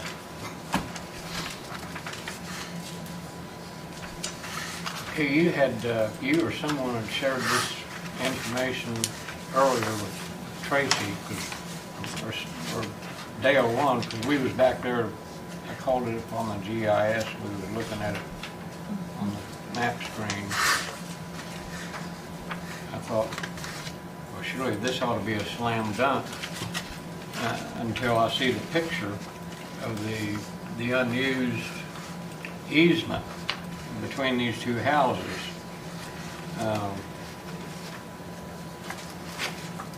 And I'm sure there are people probably like those trees there. Oh, right. Granted, they probably do. Yeah. But for me I wouldn't want to take out all these trees, because I love trees. All right, these are big old locust trees too. But if I take out 3 or 4, that would make me a nice little winding driveway back to the property. And there's over a dozen there. Okay, Bill, do you know exactly where the easement lines are? No, if they're gonna have a survey, give it split to 20 acres up yet, right, for both No, houses? not yet. I think you need to have the surveyor mark that where that is. 20 years ago, after Maynard died, and the estate sold that, go to a nice survey, there should be points there somewhere. But you need to have the surveyor, when he does that, find that, so you know exactly where that property line is for that road.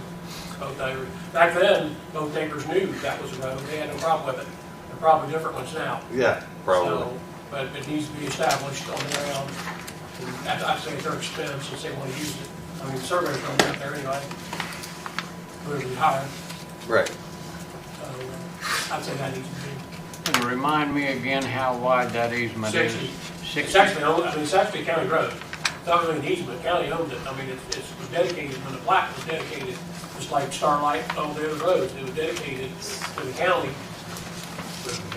Yeah, never put in. Because I think you can't claim adverse possession because you're using it like regular property on roads and streets. so. We're using different words, and I don't have a copy of the deed. I don't have a copy of the easement, but we're using words, and I'm not sure we're using them the right way where we should be using them. You're saying it's an easement, and you believe it's an easement because why?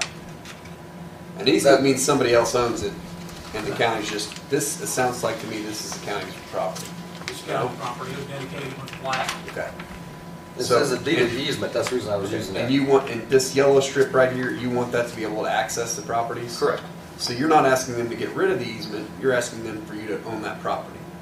Either own it or use it. Own it or use it, I don't care which. Okay, but That's different than saying, I just want you to get rid of an easement. You want to be able to have an easement through that, which is property you will not own, correct? Okay. Does that make sense? Yeah. An easement is access onto someone else's property that you do not own. Okay, that's what an easement is. The easement says, Jane owns the property, but she's either selling it to me or I do it by force or some type of way. But anyway, I get an easement and that allows me access, and there's going to be rules on who maintains that. Okay, without seeing any of this in the legal documents, I'm not sure what we have there. But if that's a road, then what you have to do is you would have to essentially, there's formalities you have to go through to have that road abandoned. Okay, and you have to give notice to all adjoining property owners and those type of things. The problem is that you're not likely going to be able to be the one that receives that parcel because your adjoining interest is not beside the length of it. Okay, usually that's split between the two property owners there. So each side can get 30 feet of that if they abandon that easement or if they abandon that roadway. Okay. What might be a more interesting argument is, hey, that's a dedicated road. Does the county actually want to make that a roadway? Okay, which they could do, or they could decide not to do. That's the beauty of a government entity having a roadway right. They can say no. I mean, they can say we don't want to have a road there, even though we have the ability to have one there. And a lot of times counties and cities are reluctant to create more roads because, as you can tell, there's already a problem keeping up with the roads they have. Understand. This is an interesting dilemma we have, though, because that's the only access besides over here where you have number 2 on the 60-foot wide. Where it says 1, so 2 right here. That's your access. Only access to the whole property. And that's where there's nothing over here. And this is where your daughter would come, correct? Correct. And I'm assuming she's going to build in here, and you're going to build over here. Correct. Okay. So it would logically make sense for you to have a roadway there. I think to you guys, I think we have a couple options. And I'm doing this very roughly without having the legal descriptions, without having any of the legal documents in my hand, because I don't know what we really have, right? Okay. It sounds like, though, I'm trusting our surveyor in the fact that that's actually a road. It's actually a road. So we could actually make it a road, which would then create Dale Strong's issue of we're going to tear down people's trees and create a road between 2 houses that they didn't know likely was a road, correct? They should have known when they purchased, but they likely don't know.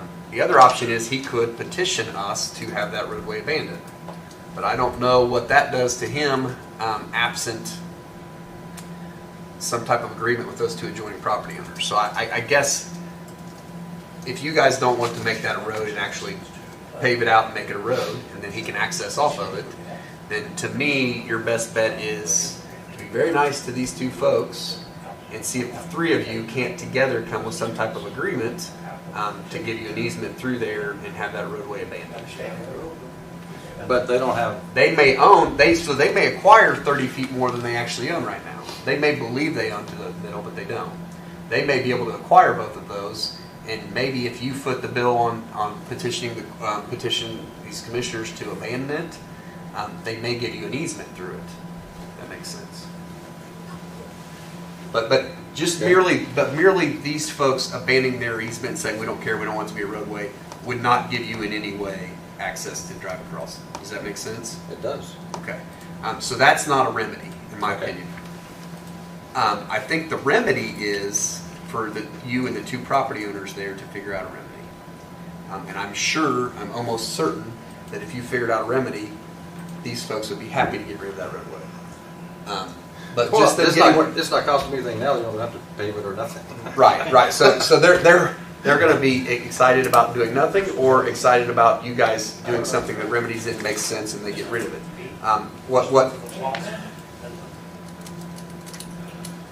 I'm not giving you legal advice. I advise them, right? But I don't see a remedy of them just abandoning it and all of a sudden you get to drive across it. Does that make sense?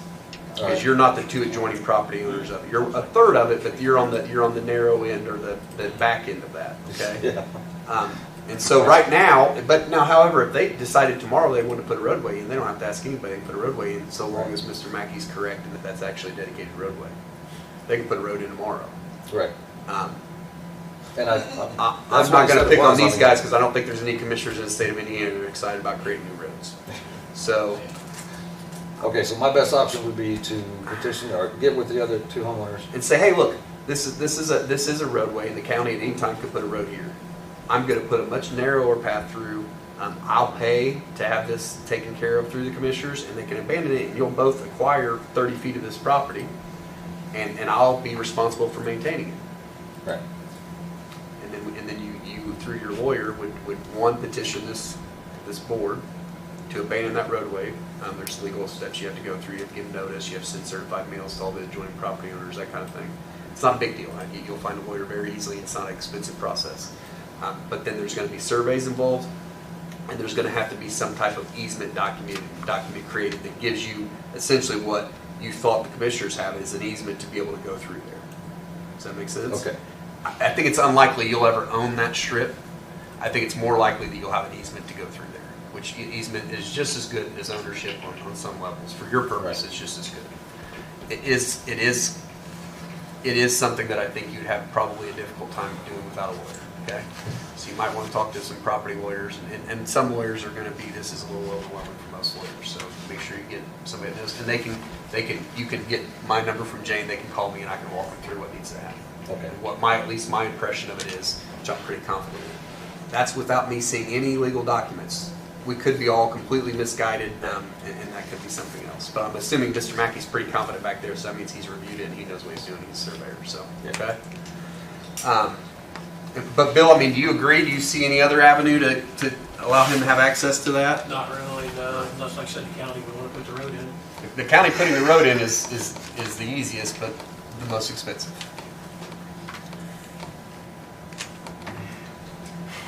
Well, I guess it depends on the quality of the road that we would put. Right? True. For sure. I think we all, if possible, we all want to avoid a neighborhood dispute out there over this. But certainly you need ingress and egress to that property if you intend to build back there. That's the intent. Yeah. Now, so I will say this, the current property owners are probably not going to love this discussion. But the truth is, they should be aware that this is a roadway when they purchase the property. Their surveyor, everything that when they purchase this property, unless even if they're the original owners, should be aware that that is actually a roadway. Because that's, my guess is Mr. Mackey's absolutely correct, and that was for further development. The assumption was you'd start developing out here, and that was the way to get back to it. So. Yeah, you can see there's a space in between the 37, there's the black and white one. Mm-hmm. So there's a space here. This is 3705. So it's two right. Yeah, that's just because as far as the survey goes, it's no different than the actual roadways. Yeah. A surveyor doesn't care if there's actually a road there or not. They have, they have a roadway for it. So yeah, so I think he's right. I think it's absolutely a roadway. The problem you have is these folks have not used it as such. Well, that's the reason I was thinking it shouldn't be too much of a problem. But it does. But it does. All of it makes sense, absent their frustration and somebody driving between there. But the property looks like a beautiful place to develop. So I hope you figured it out, I guess. Yeah. So there's no option of, say, me buying that and using it as a roadway? Because I don't have. The county can sell property. I don't want to speak for them. I think you're going to have a difficult time for them agreeing to do that when there's two property owners on the other side. So we're not going to love that idea. I don't want to speak for them, but I'm just telling you I don't perceive that being something that they would entertain. But I've been wrong before. If we was to say let's sell it, it would have to go to a public auction. It's a public auction, and it may not even get an easement, which you're going to be obviously the most excited to purchase it, but the two property owners between it might buy it, then you're really out of luck. Yeah. I think the very first thing to do is go knock on their doors and say, I'll buy you a cup of coffee and want to chat about an option, okay? And see what they do. Because if you guys, I know these guys well enough that I don't want to speak for them again, but I will. If you came to them, the three of you are on board with the plan, they're going to 100% be on board with that. Okay, would I need them personally here, or would a letter from them be fine? If it came to that. Okay, I'm sorry. Well, just because you have a letter that you three agree doesn't mean they can do anything that would work that out. There still has to be that petition, that formal process of petitioning to have the roadway abandoned. Right, but if they don't need to appear and you had a lawyer or you yourself did the actual correct petition and the correct notices, and then you had letters from them or letters that they had signed saying they were complete consent of it, that would suffice. Okay. Sorry, they'd be doing a larger job. No, I understand. I mean, I wish you well. I'm always happy when people want to develop. I think that's a good thing for Fayette County, but unfortunately, it's a little bit of a tricky situation. Okay. Dale? Okay, so what is the next step for us and Mr. Smith here? Well, I think unfortunately, the easiest step is for you three to decide if you want to put a roadway, if you want to actually use it as a roadway, because then he doesn't need to do anything. If you don't want to use it as a roadway, or you don't have any, you don't want to make that decision today. I mean, I think that if I were him, if I'm representing him, that's the first request I make is will you guys make that a roadway? So let me be official. I'm asking if you'll make that a roadway. Okay. Okay. But for us to make it a roadway, then we have to build a road to the specifications for a roadway. Yes. And you're going to tear down about All every them one of those trees. trees. Everyone. Sorry. I don't mean to shoot myself in the foot, but you No, are. yeah, there's probably no way to make it. You're going to tear down every one of the trees. And it'll be a lot bigger and uglier than what he's probably going to be able to do, which might be a selling point to the two neighbors, is, you could do something really nice there and make them happy. Yeah. Versus, government's kind of do ugly roads, right? So.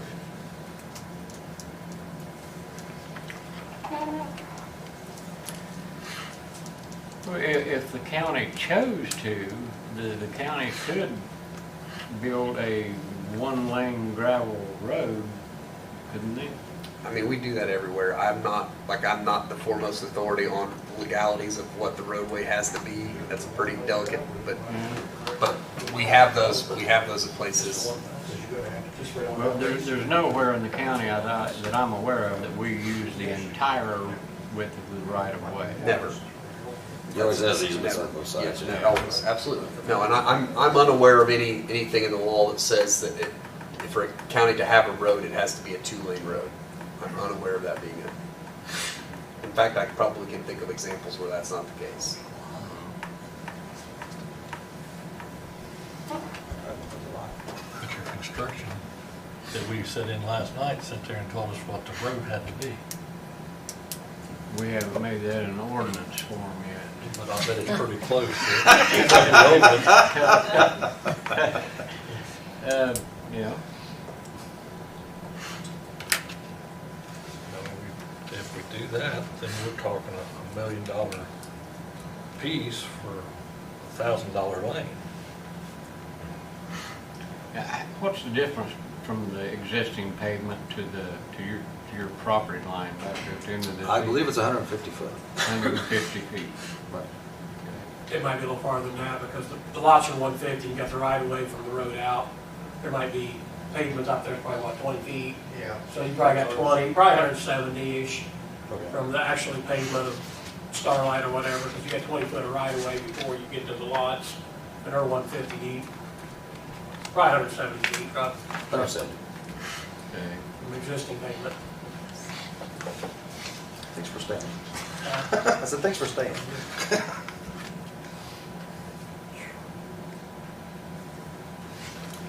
I hate to miss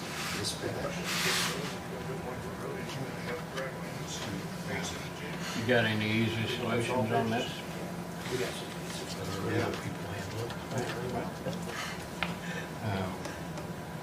I'm gonna have to drive out there and take a look at this.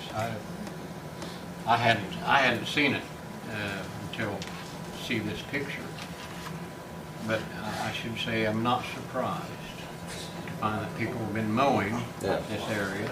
Yeah, they've been mowing. And it's got a nice grove of trees on it, but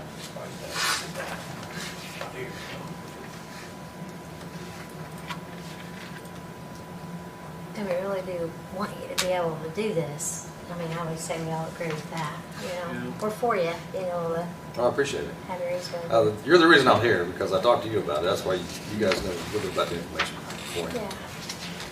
So, and I know you already have been held up in this process, so, It's been a while, because you haven't actually bought it, right? No, we You're haven't. waiting on this Yeah. before you purchase, right?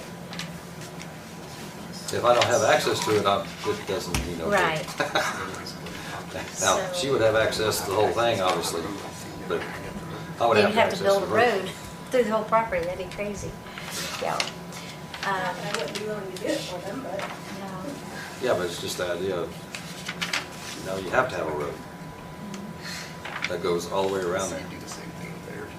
Yeah, that would be the only alternative, wouldn't it, to build a private road all the way around the shape of the property. That's a lot of coverage. It is. A lot of acres right there. It is, it's a long way. We walked it and, well, I walked it once, you walked it 2 or twice. And Randy Sizemore, my real estate agent, walked it like 4 or 5 times, just in case. If we got a leaf or something last time. Have you talked to the neighbors at all? No, I haven't, no. No, I'm trying to get everything. Do you own the parcel yet? No, we don't. This is just, you're being smart and actually looking prior to buying. When I seen that we had a deeded easement and we could potentially have access, that's when we started really seriously looking at it, and that's when I got a hold of the commissioners. I also got my Gary Smith's office, right? The lawyer. I got them writing up a proposal to the current homeowner that has it for sale, stating that, I have to have access to this side of the property or, it's null and Well, void. I know you're using Jamie. I know Jamie well. Jamie would know how to petition for this roadway and work out an agreement very easily.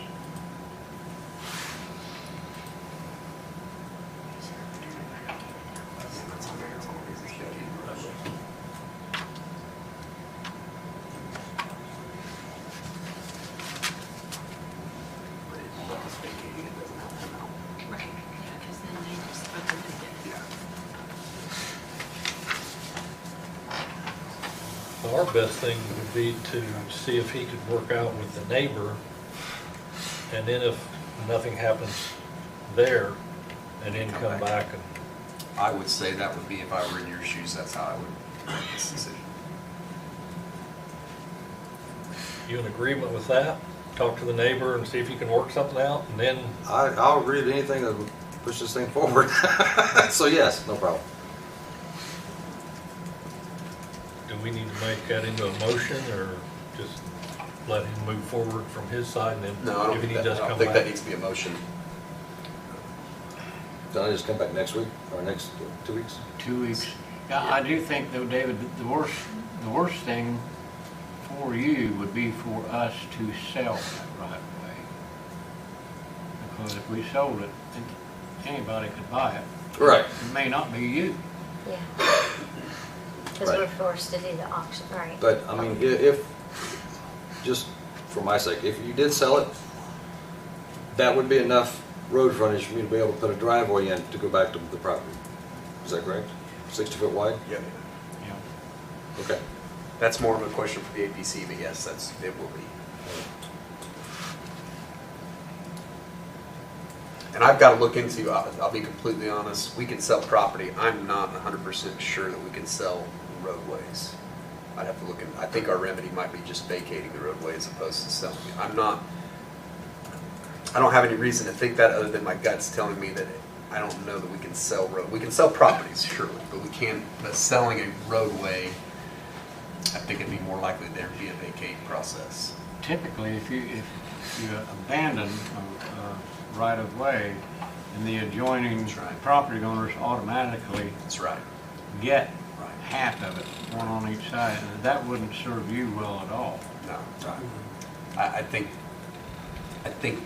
your best remedy for sure is to talk to those two and get some. And I think if you go to it with a, hey, we're really interested in this, we're going to do some neat thing, I think you should be able to work that out. But yeah, and right now I have no idea who lives on both sides of that thing. I don't either because it wasn't an issue. Yeah. You'll know next meeting. Okay. we could get you those names unless you I'm sure you know how to use like GIS. Yeah, I can use GIS. So if That's where the latest pictures come from. this whole thing, is this a deal breaker for you on this Unfortunately, it is. Okay. All right. Well, There's not enough road frontage there to sell that, is there? Don't you have to have a minimum, what was it, 70 feet of road Yeah, frontage? have you talked to the area planning about that? About That was existing, they actually purchased part of the lot. Somebody did, either Maynard or Kepin, or somebody did to have access in there. It's been existing for a long time. They actually own part of the lot to get into that address you was talking about. Right. Yeah, they actually own part of the lot from there. It did have, evidently it was done probably before the ordinance changed or something. talking Yeah, about that's down all here? clear with Bill. He has Yes. no problem with the house being built over there. I think they're using this as road frontage. Oh, I'm talking about up the yellow up here. Mhm. If the county was to sell that to him, there's not enough road frontage there to build. Am I thinking right? He's still using this as road frontage, and it's one parcel. You know, about somebody buying it and building a house on the old roadway? No, I'm talking about just the yellow. If we sell just that yellow part, No, that wouldn't be enough. But he's already got the road frontage right here. okay, This is how they can build right here. right. Okay, and I think right now this is all still one parcel. We're thinking of it as two, and I'm guessing at some point they may subdivide it. Right. And then you have to get. Right now, it's still one. But what they can do is get a variance, and there's some ways around it, yes. But you're correct. To be able to build, it's likely he would have to get a variance to be able to build. And so I would talk about that too with Mr. McDaniel, which I'm assuming you have already, correct? Okay. But for sure, you would not be able to subdivide these two parcels without some type of. And I'm assuming this drive is just too far. That'd be too much of a drive to create. I don't know the exact road. Do you know how far it is around there, Randy? It's probably a good 300 yards, 200 yards, 2 to 3. I would say more than that, right? It's probably more than that. From one driveway to the easement. Yeah. That's Around that horseshoe? yeah. That's a hike. It's a hike now because it's up and down hills, but yeah. Which, I mean, for you driving wise, of course, it wouldn't be much different because you'd be driving through here anyway. I don't know, I'm just trying to problem solve. Say it again? Because this is how she's going to enter her property, correct? Right. So, I mean, the thought of doing that number. Is a major ordeal because of the elevation. Okay. Because it starts out kind of low, and then you've got a lot of these hills, and you're going way up the top of the hill. Okay. And then that pretty much maintains, and the skinniest part, I think, is right through here. Oh, no, the skinniest part's right through here. You have very little road, very little room up there because of it drops off extremely. Extremely sharp like this. I'm not saying it can't be done. I understand that. I understand. I'm just talking to you as if you were in my office and I'm trying to problem solve it. That's one option. Because it does look like this would be a beautiful parcel to develop. I'm happy. I'm looking forward to you doing so. But go try. No. Good luck with the two neighbors and yeah. Okay. Anything else? So I don't take up any more of your time. You are going to come back and see us again, Yeah, aren't I'll you? be seeing you in a couple weeks. Okay. Well, I hope this goes well. Yeah, me too. I'm glad you recommended me coming too. That way, Yeah. legal's all here and he can stop me in my tracks. If you talk to Jamie and Jamie has any questions, she knows how to get a hold of you very easily. Right. Okay, will do. Thank you for your time, and I'll see you in a couple weeks. Okay, thank you, Mr. Smith, and we'll plan on seeing you at our next meeting. Okay, sounds great.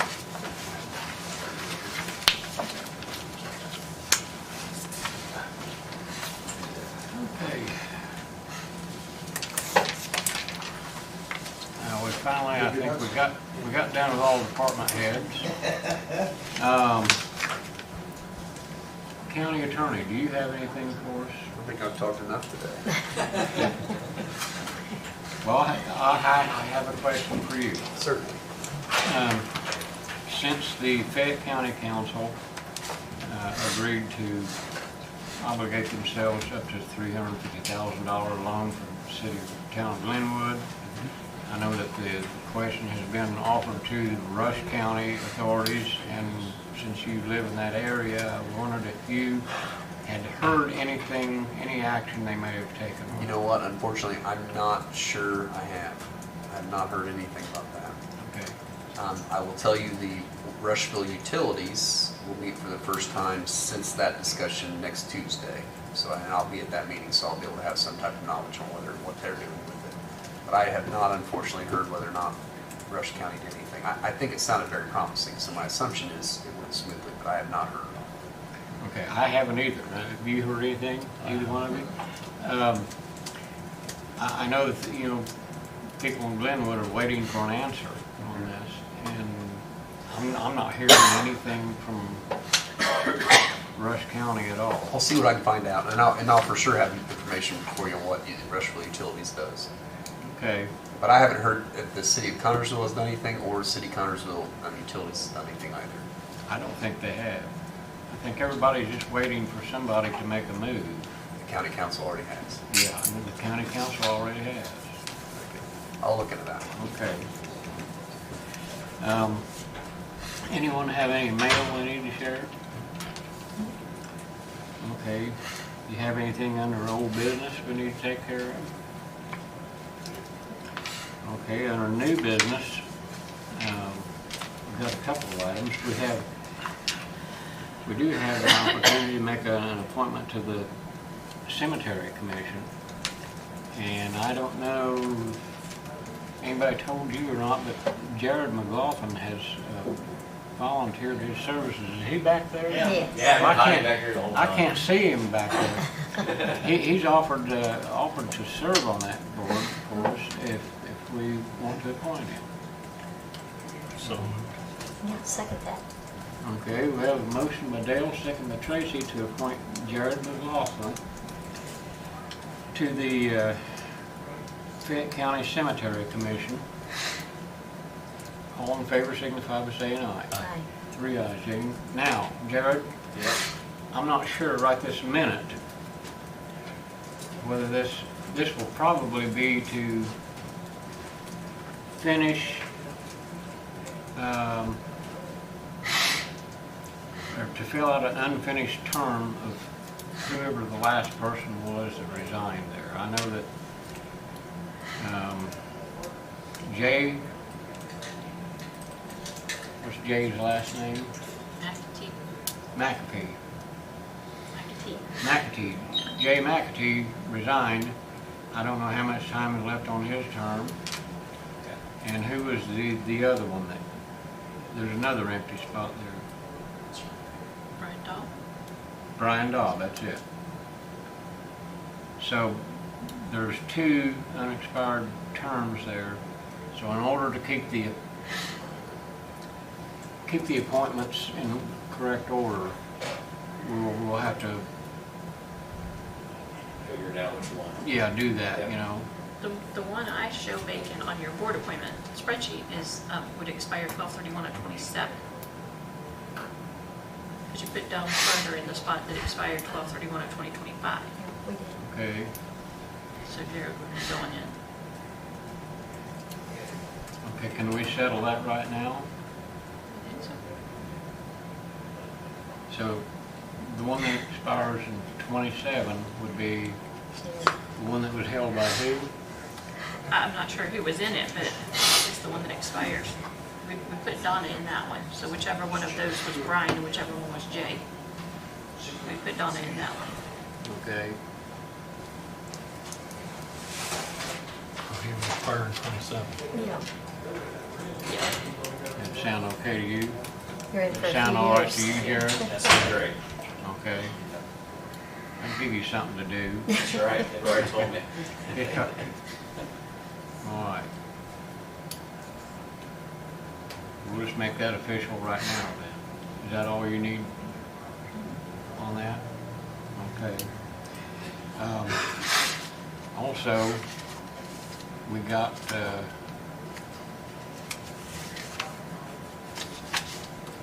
I got a request, another request for a letter of support to go to the Secretary of Commerce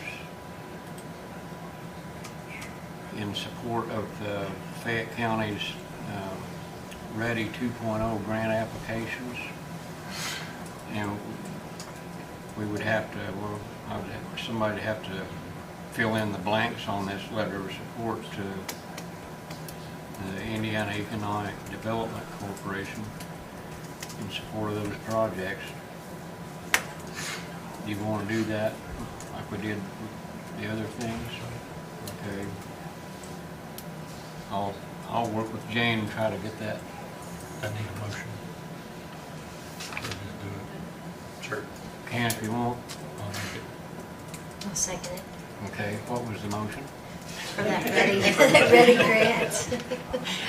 Whatever application. Jane types out. Yeah. Well, okay, we have a motion by Dale, second by Tracy to approve, for us to sign a letter of recommendation to the Indiana Economic Development Corporation in support of Fayette County's Ready 2.0 grant applications. Is that what our typing said? Yeah. All in favor, signify by saying aye. Aye. 3 ayes. Okay.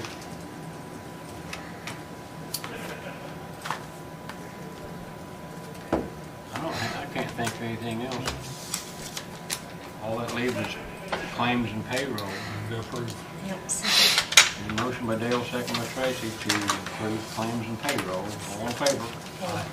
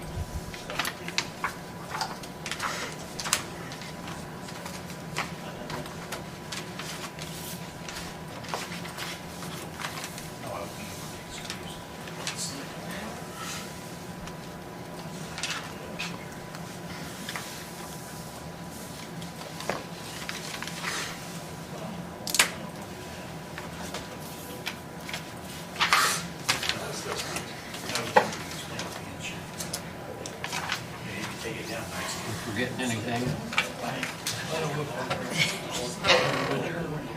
Second that. I got to second it. Hey, what is that?